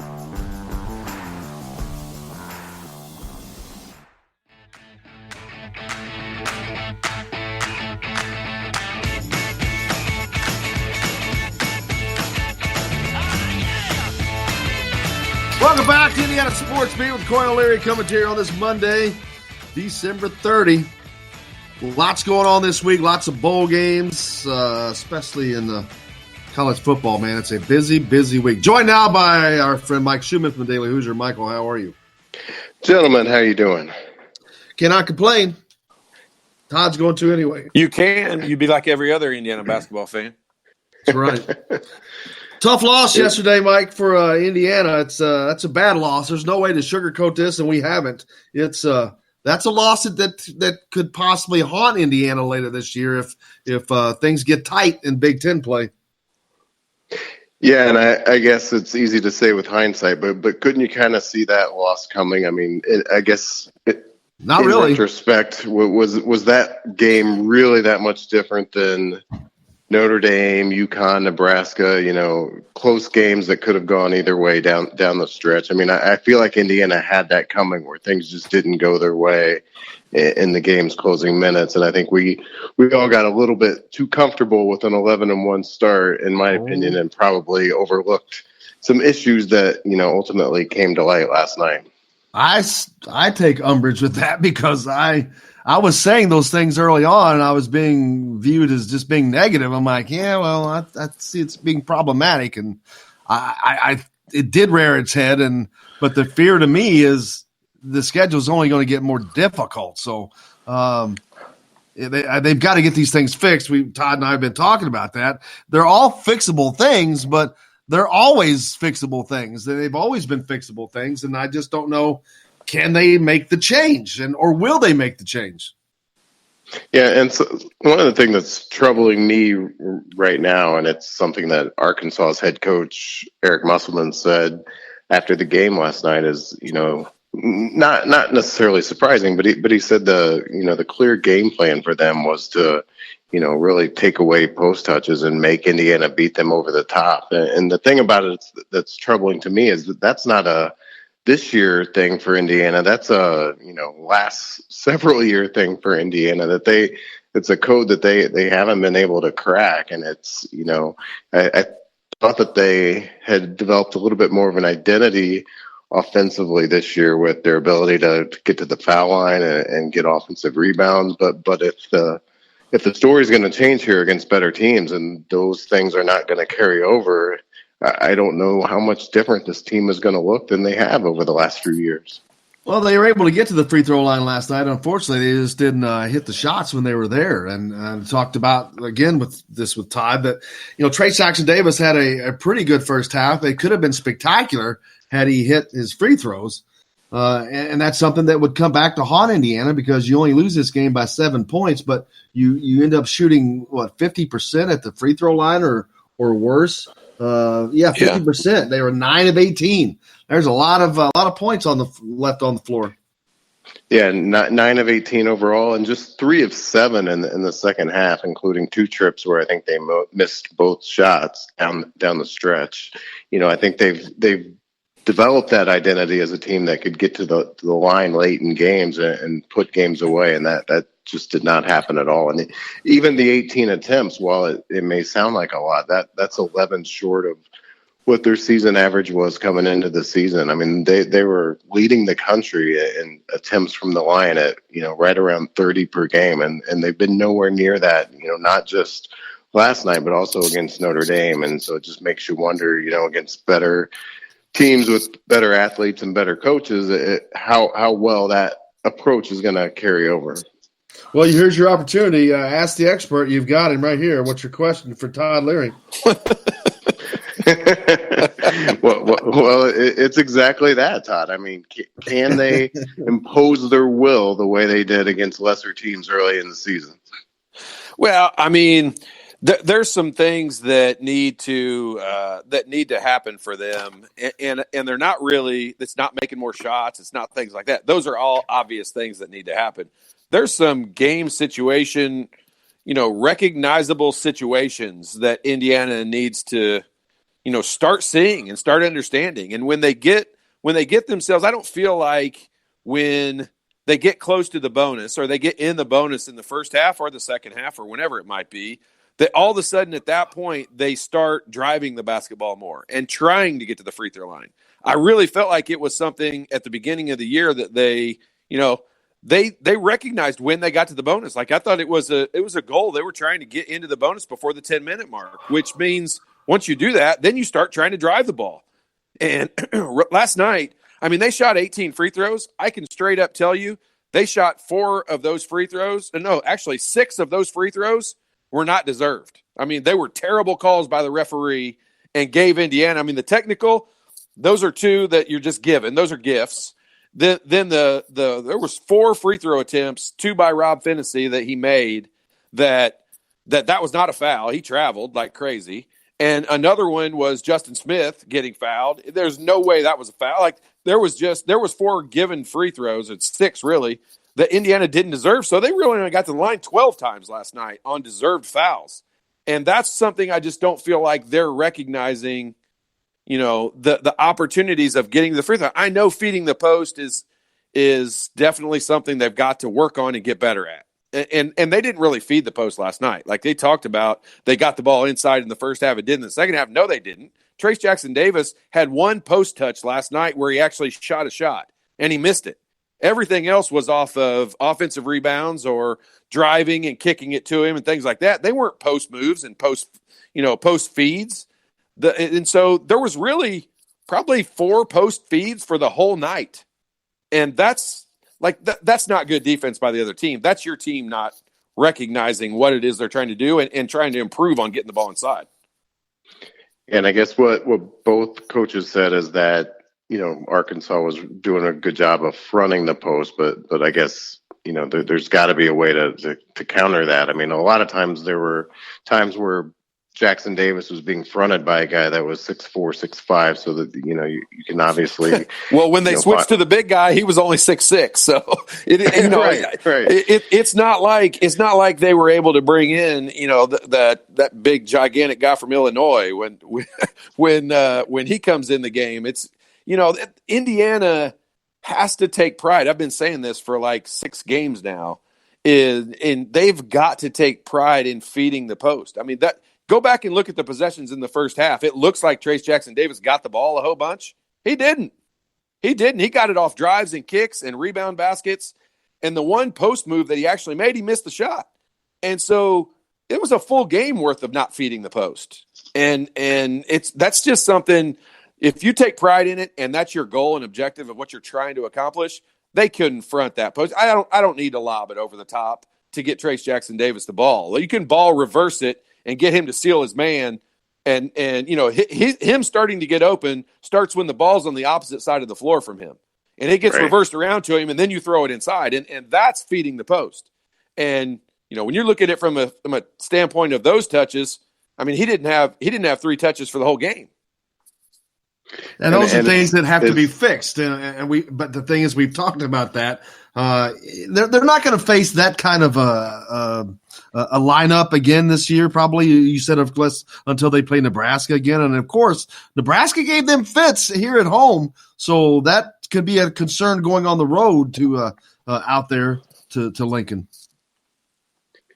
Yeah, and you got Maryland coming up next, who for the most part is a pretty small team. If you look at the rotation that they put out there, it's a mostly guards plus Jalen Smith, who's obviously a really talented forward. I think Smith and Jackson Davis will, for the most part, offset each other. That'll be a really good matchup to watch. But it's going to be another guard-oriented team here. And if you guys remember last year's game at Maryland, that was a game that Indiana jumped out to a big lead, had a lot of momentum going. And then all of a sudden, Anthony Cowan, Maryland's point guard, they really emphasized him getting downhill, pushing the ball in transition, and Indiana could just not stay in front of him. So for me, the matchup of the game is going to be, Rob Tennessee, really stepping up his minutes. Hopefully by Saturday, he's in a position where he can give you a solid 30 minutes, and it's going to be his job, as Indiana's best on the ball defender to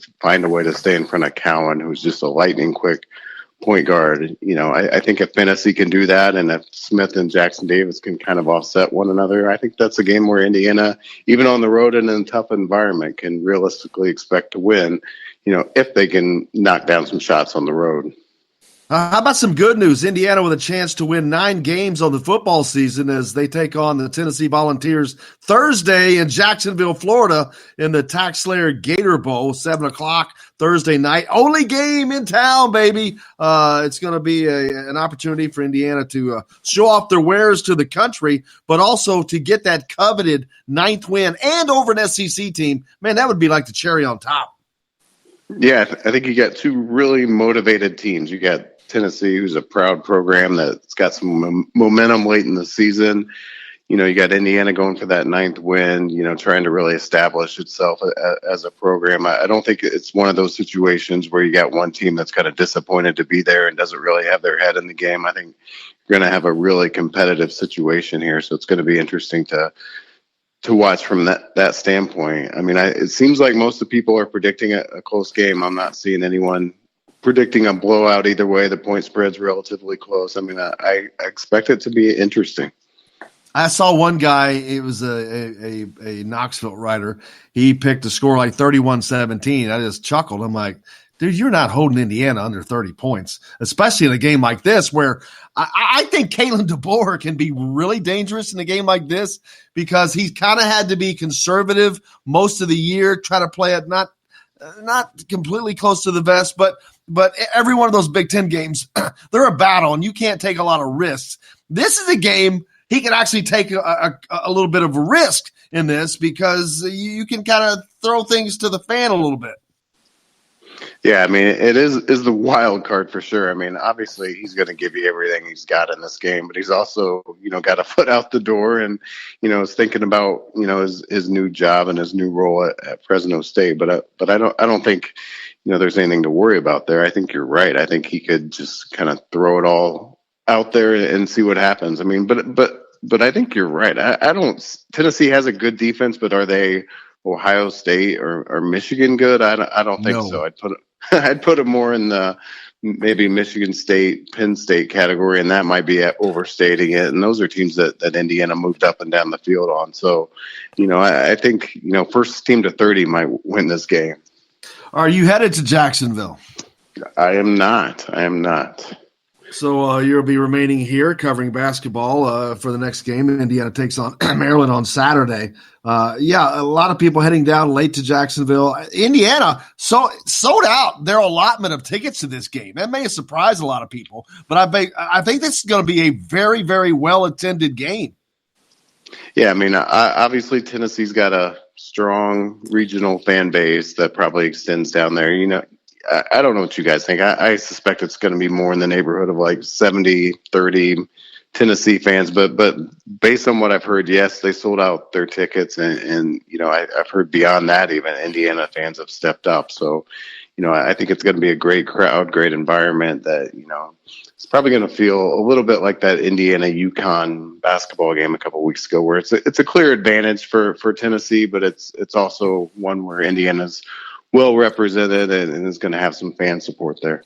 Well, I think it's going to be a really good game. I think these are two pretty closely matched teams. You've got two different teams. I said this earlier that we had Katie George on with us, who's going to be the sideline reporter for this game for ESPN. I think you've got two teams that are they're trying to make their way in a tough conference. Indiana trying to elevate themselves up in the Big Ten East, trying to get up into like that third slot, that fourth slot in front of somebody, in front of a Michigan State. You got Tennessee, who you mentioned being a former or proud program. They're trying to get back to where they were a player in the SEC because they haven't been. Indiana's never been a player. They're trying to get to that point too. So you got two teams that are fighting and scrapping to try to elevate themselves. I think it's going to be a hell of a game. Yeah, I really do too. Like I said, sometimes in bowl games you have teams that are checked out, that are maybe even disappointed with where they're playing or their situation. You got guys that are thinking about their next step in their careers. I think for the most part, you're not going to have that at all. I think for a lot of reasons, these are two teams that are going to be highly motivated in this game, and I think it's going to create a really fun environment. Todd Leary's ready to suit up, man. I am. If they would have let me play any position aggressively last night after Indiana's basketball loss, I can assure you I would have hit some people and come and let some frustration and aggression out. I was pumped up last night. Would you pull an Al Durham? Pulling Al Durham. Yeah, we haven't talked about that. That was so. Mike, have you seen the Al Durham play? I saw it now.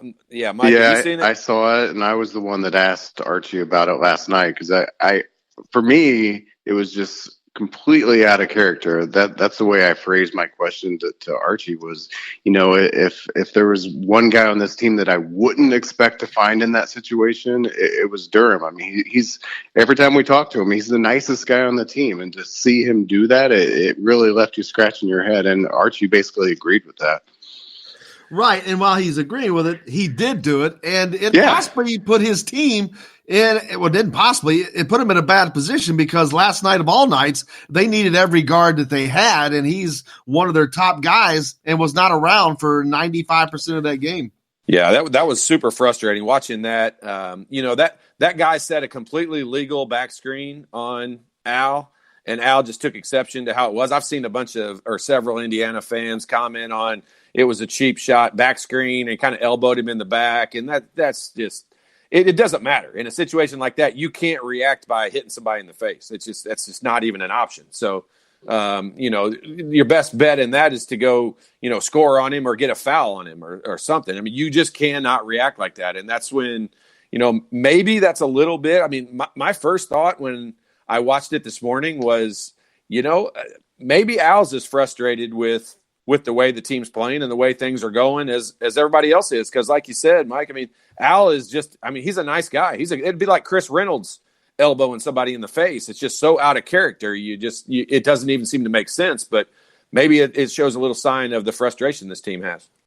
Yeah, we all want somebody on this team to step up and be that kind of tough physical guy with a little bit of an edge and nastiness to them. And maybe you're right. Maybe it manifested in that way for Al. But, our Archie said that the refs came up to him and said, this is clear as day, 110%, flagrant. And they're right. They were right. It is. Mike, you got anything coming up the fans need to know about? You know what? There's some more things that I didn't mention that Arkansas's coach said last night just about game planning for Indiana and, just kind of, a lot of things that are troubling me right now that, I think Indiana's going to have to find its way to work through that. If they don't, obviously a very tough January and February. I think the schedule's shaping up as one of the toughest in the country, and there's just a lot of things out there that sound a lot like last year to me. That Indiana's going to have to find a way to be different than they were, to find a way to impose their will. Really, is what it comes down to. If they want to be that team that, as we talked about, gets the ball into the paint and dominates you at the line and on the offensive glass, they're going to have to find a way to do that in a way that they couldn't against the team that was putting out a bunch of 6'6" and shorter guys, which is probably the most frustrating and bizarre thing about last night. Is if you can't impose your will in the paint against that team, how are you going to do it against Big Ten teams? And so that's what I'm trying to digest right now. Yeah, and I posted a clip off of Coach Eric Musselman's comments as well. It was one there. He said that they've been questioned about their depth and their resiliency. He goes, but they play a lot more guys than we do, and we weren't the tired team last night. I thought that was an indictment on Indiana right there, boy. I mean, you're basically saying that we played harder than the home team did with less guys. You always want to pay attention to coaches that you're not going to see again the rest of the season, because they're a little bit more candid in their comments. And there were several comments, including that one, that caught my attention for sure. I think that Todd gets mad when I say this, but I just don't think there's a lot of respect for this program right now. And I think that continues to show that, but that's just my opinion on that. But I don't get mad when you say that. I agree with you. And it's warranted. Like if you're Arkansas, you're coming into this game in years past, many years past, Arkansas would not have even thought they had a chance of coming in. Now, they would have pretended like they did, but they would have figured out pretty quickly that, there's a reason why in the Assembly Hall has historically been one of the toughest places for teams to come in here and win, and especially non-conference opponents. And so, the team would have, squeezed their neck pretty quickly and made them understand that it just wasn't going to happen. And that's not the case anymore. Like teams have seen Assembly Hall since they were little kids. And since they were little kids now, teams have been coming in here and winning. And so it's not imposing. It's not that big of a deal to come here and play. And that can turn around and that can change. It hasn't yet, but it definitely can and needs to. And you look at Arkansas, Indiana's lost to Arkansas back-to-back years, two different coaches, two different teams, two different styles. So that's again, not a great look either. And perhaps even more troubling is, even if Assembly Hall isn't imposing and Indiana isn't imposing, you'd like to think that once Arkansas got down 50-39 in the second half, that at least those doubts might have set in. But, teams are finding a way, second game in a row, including Notre Dame, that teams were not fazed by what Indiana was doing.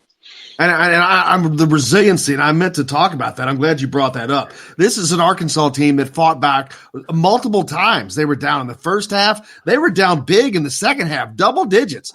Never quit, never stopped believing in themselves, never stopped playing hard, and it worked out for them. Yeah, I think Indiana's got to find a way to pick up some of that resiliency right now, because I think that's a great word, and I think that's a lot of what's missing right now. Been saying that for a while, I think. If you say 3 years again, we're going to have a problem. I said a while. That's why I said a while. I know, but I know what you wanted to say. Yes. Anyway, Mike, I appreciate you, brother. Looking forward to it. I hope you have a great week, and we'll talk again soon. Always a pleasure, guys. Appreciate it. Mike Schumann from the Daily Hoosier joining us. We've got lots more to talk about. Football, basketball, whatever you want to talk about. Text, keep coming into the show. Keep lining them up, 812-269-6367. We're right here. We'll be back with more Coy O'Leary right after this, the Golf Club at Eagle Point Studios.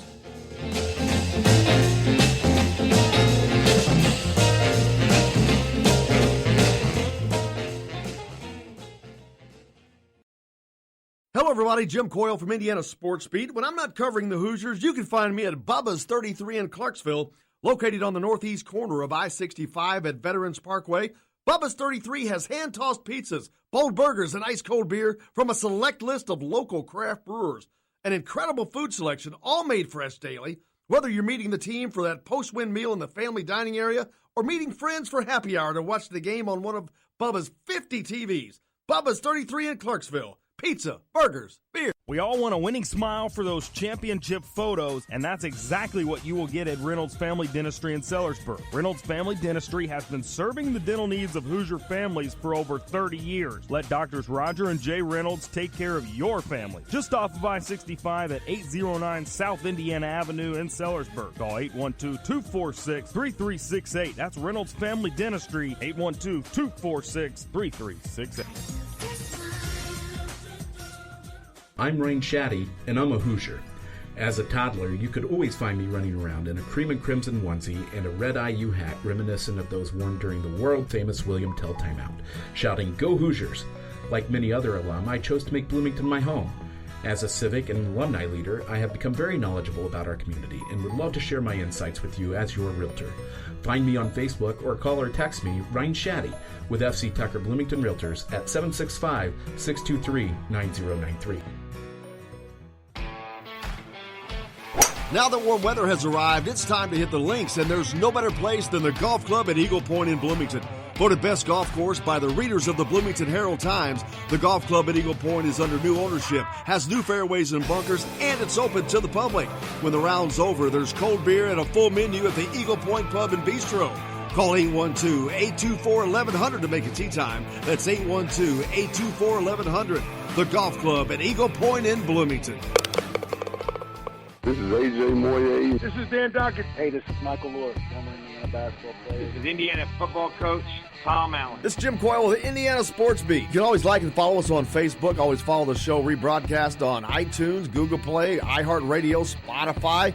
TheDailyHoosier.com is a great place to sign up for each and every day. Or, of course, on 97.7 The Ref in Evansville. For the best recycling and waste removal service, turn to the area's leader, Sweetland Waste Removal and Recycling, a homegrown company serving southern Indiana since 1995. Sweetland Waste Removal and Recycling serves Floyd, Clark, Harrison, and Washington counties. For excellent service and peace of mind, call Sweetland Waste Removal and Recycling today at 812-944-5642. That's 812-944-5642. Keep life sweet with Sweetland Waste Removal and Recycling.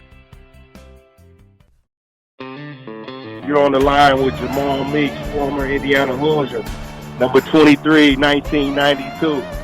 And I'm on the beat with Jim Coyle.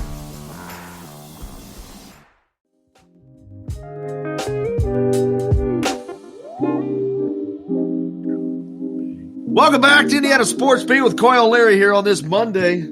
Coming to you from the Golf Club at Eagle Point Studios. Text into the show from Ryan P. in Northern Indiana. Said he listened to us last night.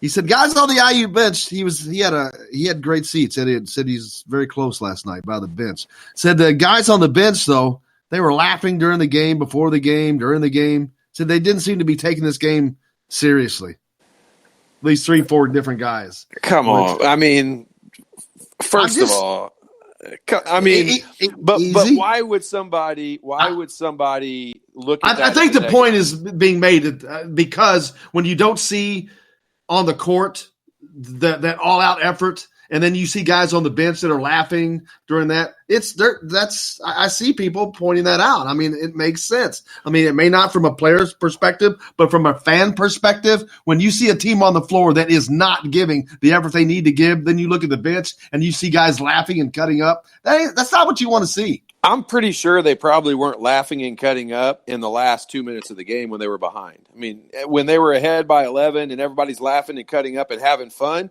we looked at that as a positive earlier in the year when we were talking about, hey, these guys all look like they get along and they're having fun playing and we're doing all that. I mean, there's a lot.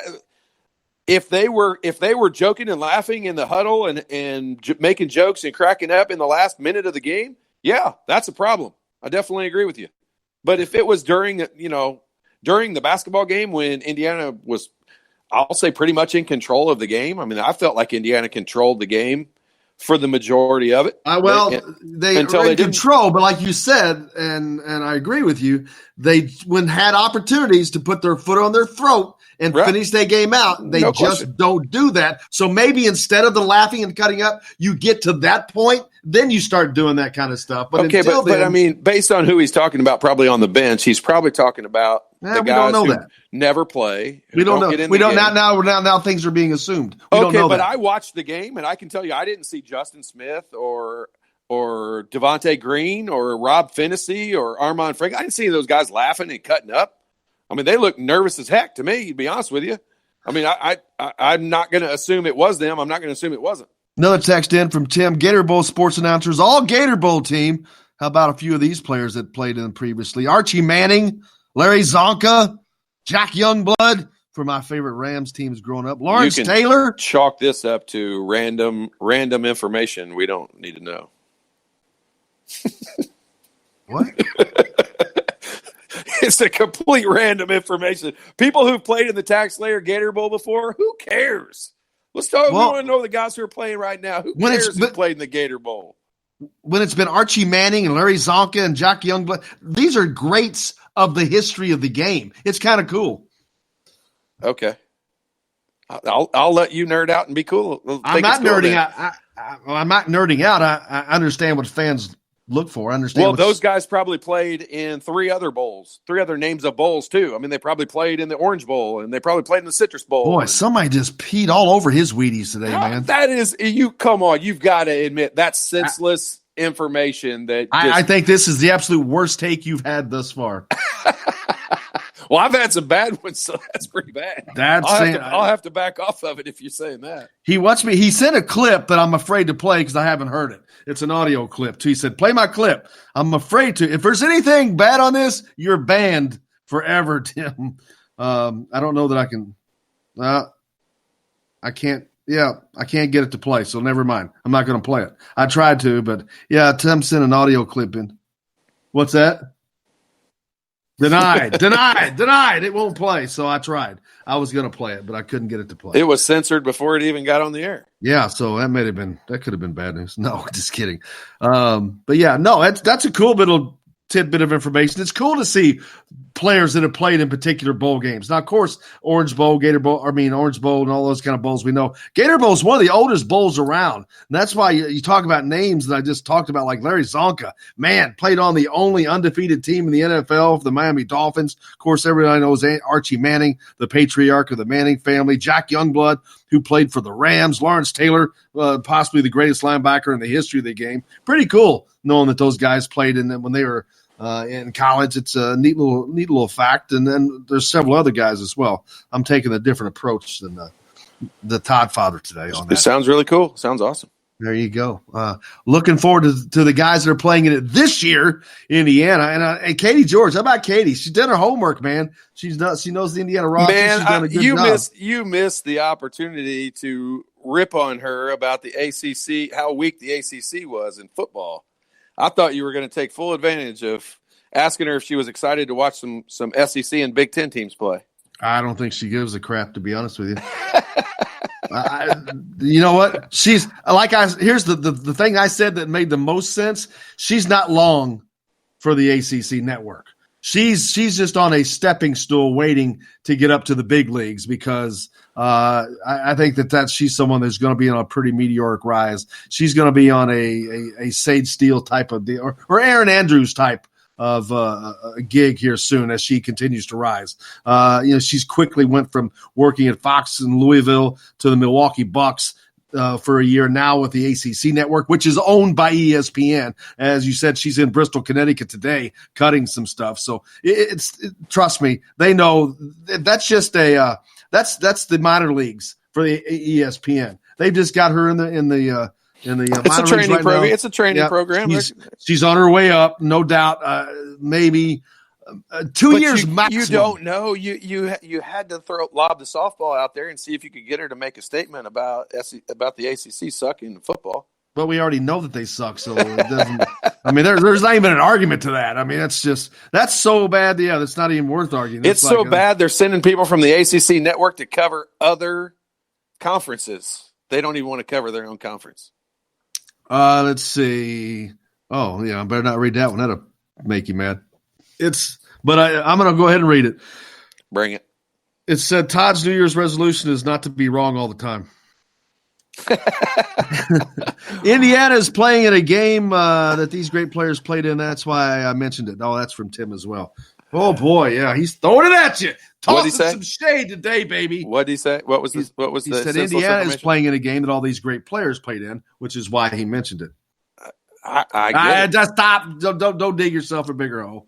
You're just going to dig yourself a bigger hole. Don't do it. I'm looking forward to getting down there, and there's all so much that goes on. But this is a big game for Indiana. I mean, I don't think people understand. Hang on. I'm going to cut you off. Can we name this final segment Jim and Tim's senseless information segment? Sure.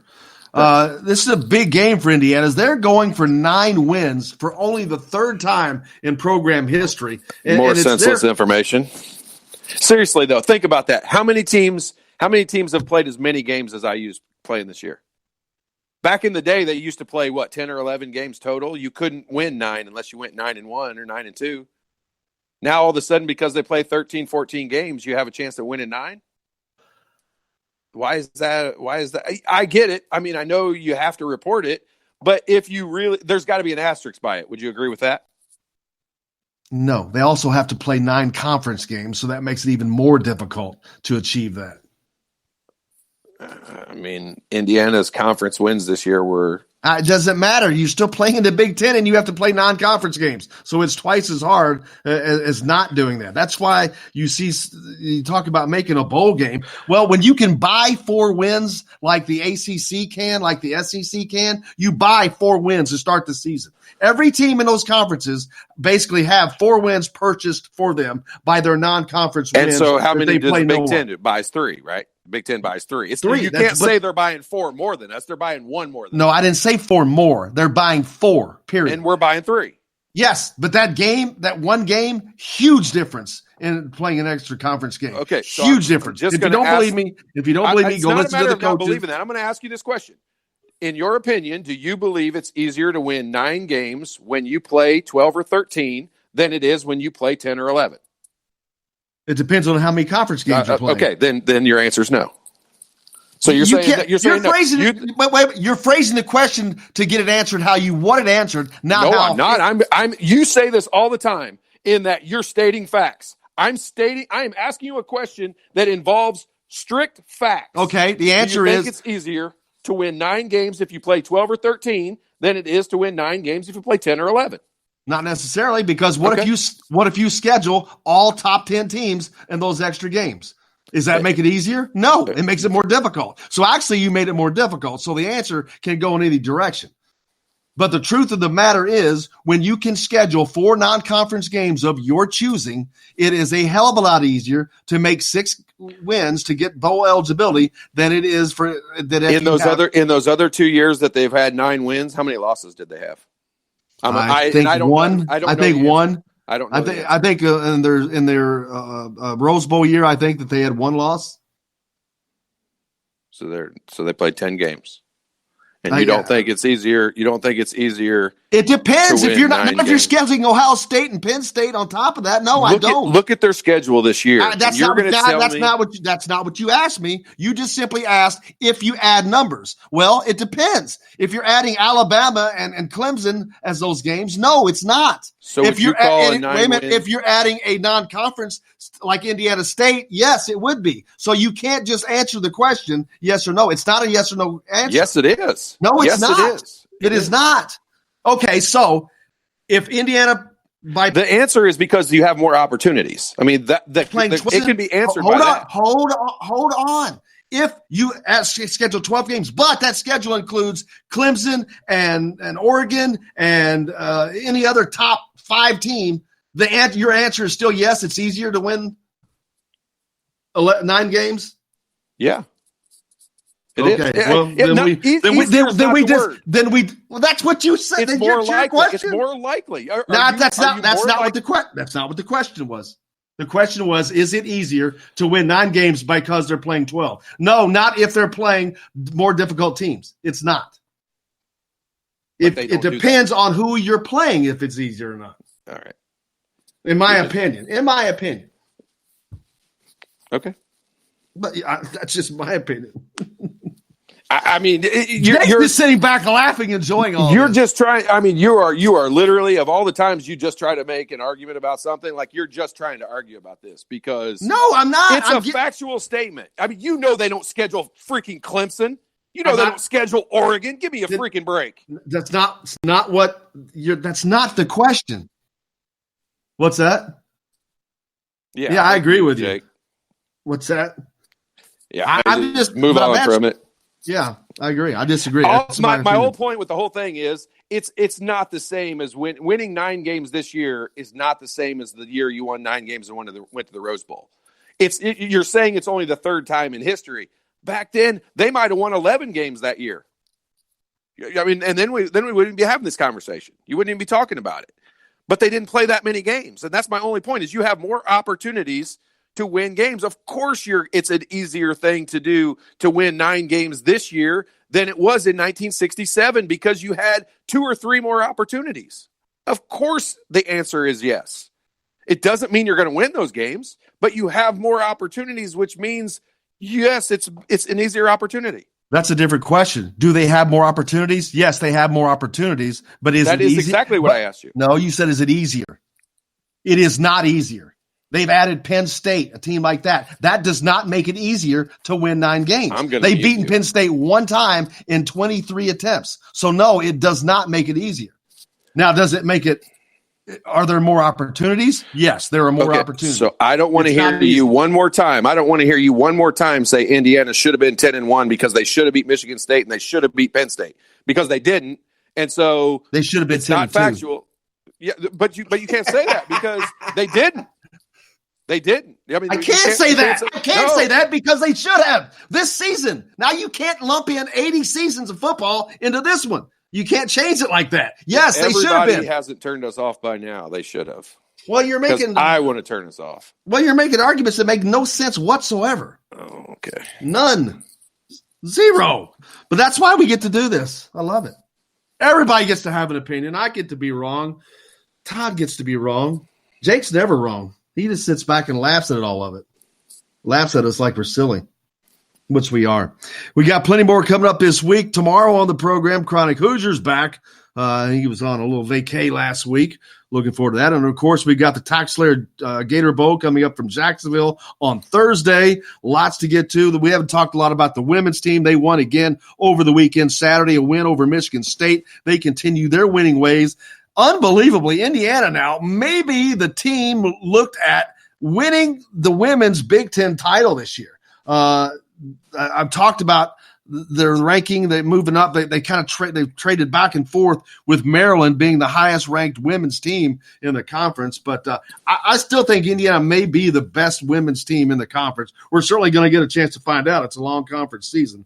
But, man, Terry Moore and crew, they could be looking at a Big Ten championship. Indiana has won one title in the women's side, and I think that was a split title. They've never won an outright championship. That would be outstanding for Terry Moore in that program, Todd. Yeah, we were negligent in not talking more about the women today. The men kind of overshadowed it with their terrible performance yesterday. But, yeah, after that home loss to UCLA, you can't give enough credit to the women's team bouncing back against a tough Michigan State team. And the crowd was awesome. Did you see the pictures of the crowd and how many people were there? It was crazy. Great support. Biggest crowd in women's basketball history, they said. Really? And, yep. I was there and had to leave, but I did not realize that. Yeah, the report came out as the biggest crowd in women's basketball history. But they played great, and they dominated the game, and they, imposed their will, and they did all the things we want the men's team to do. And it sucks that they got overshadowed today, but that's not. Well, the good thing is we've got a whole week. I know. And plus, the men's game was.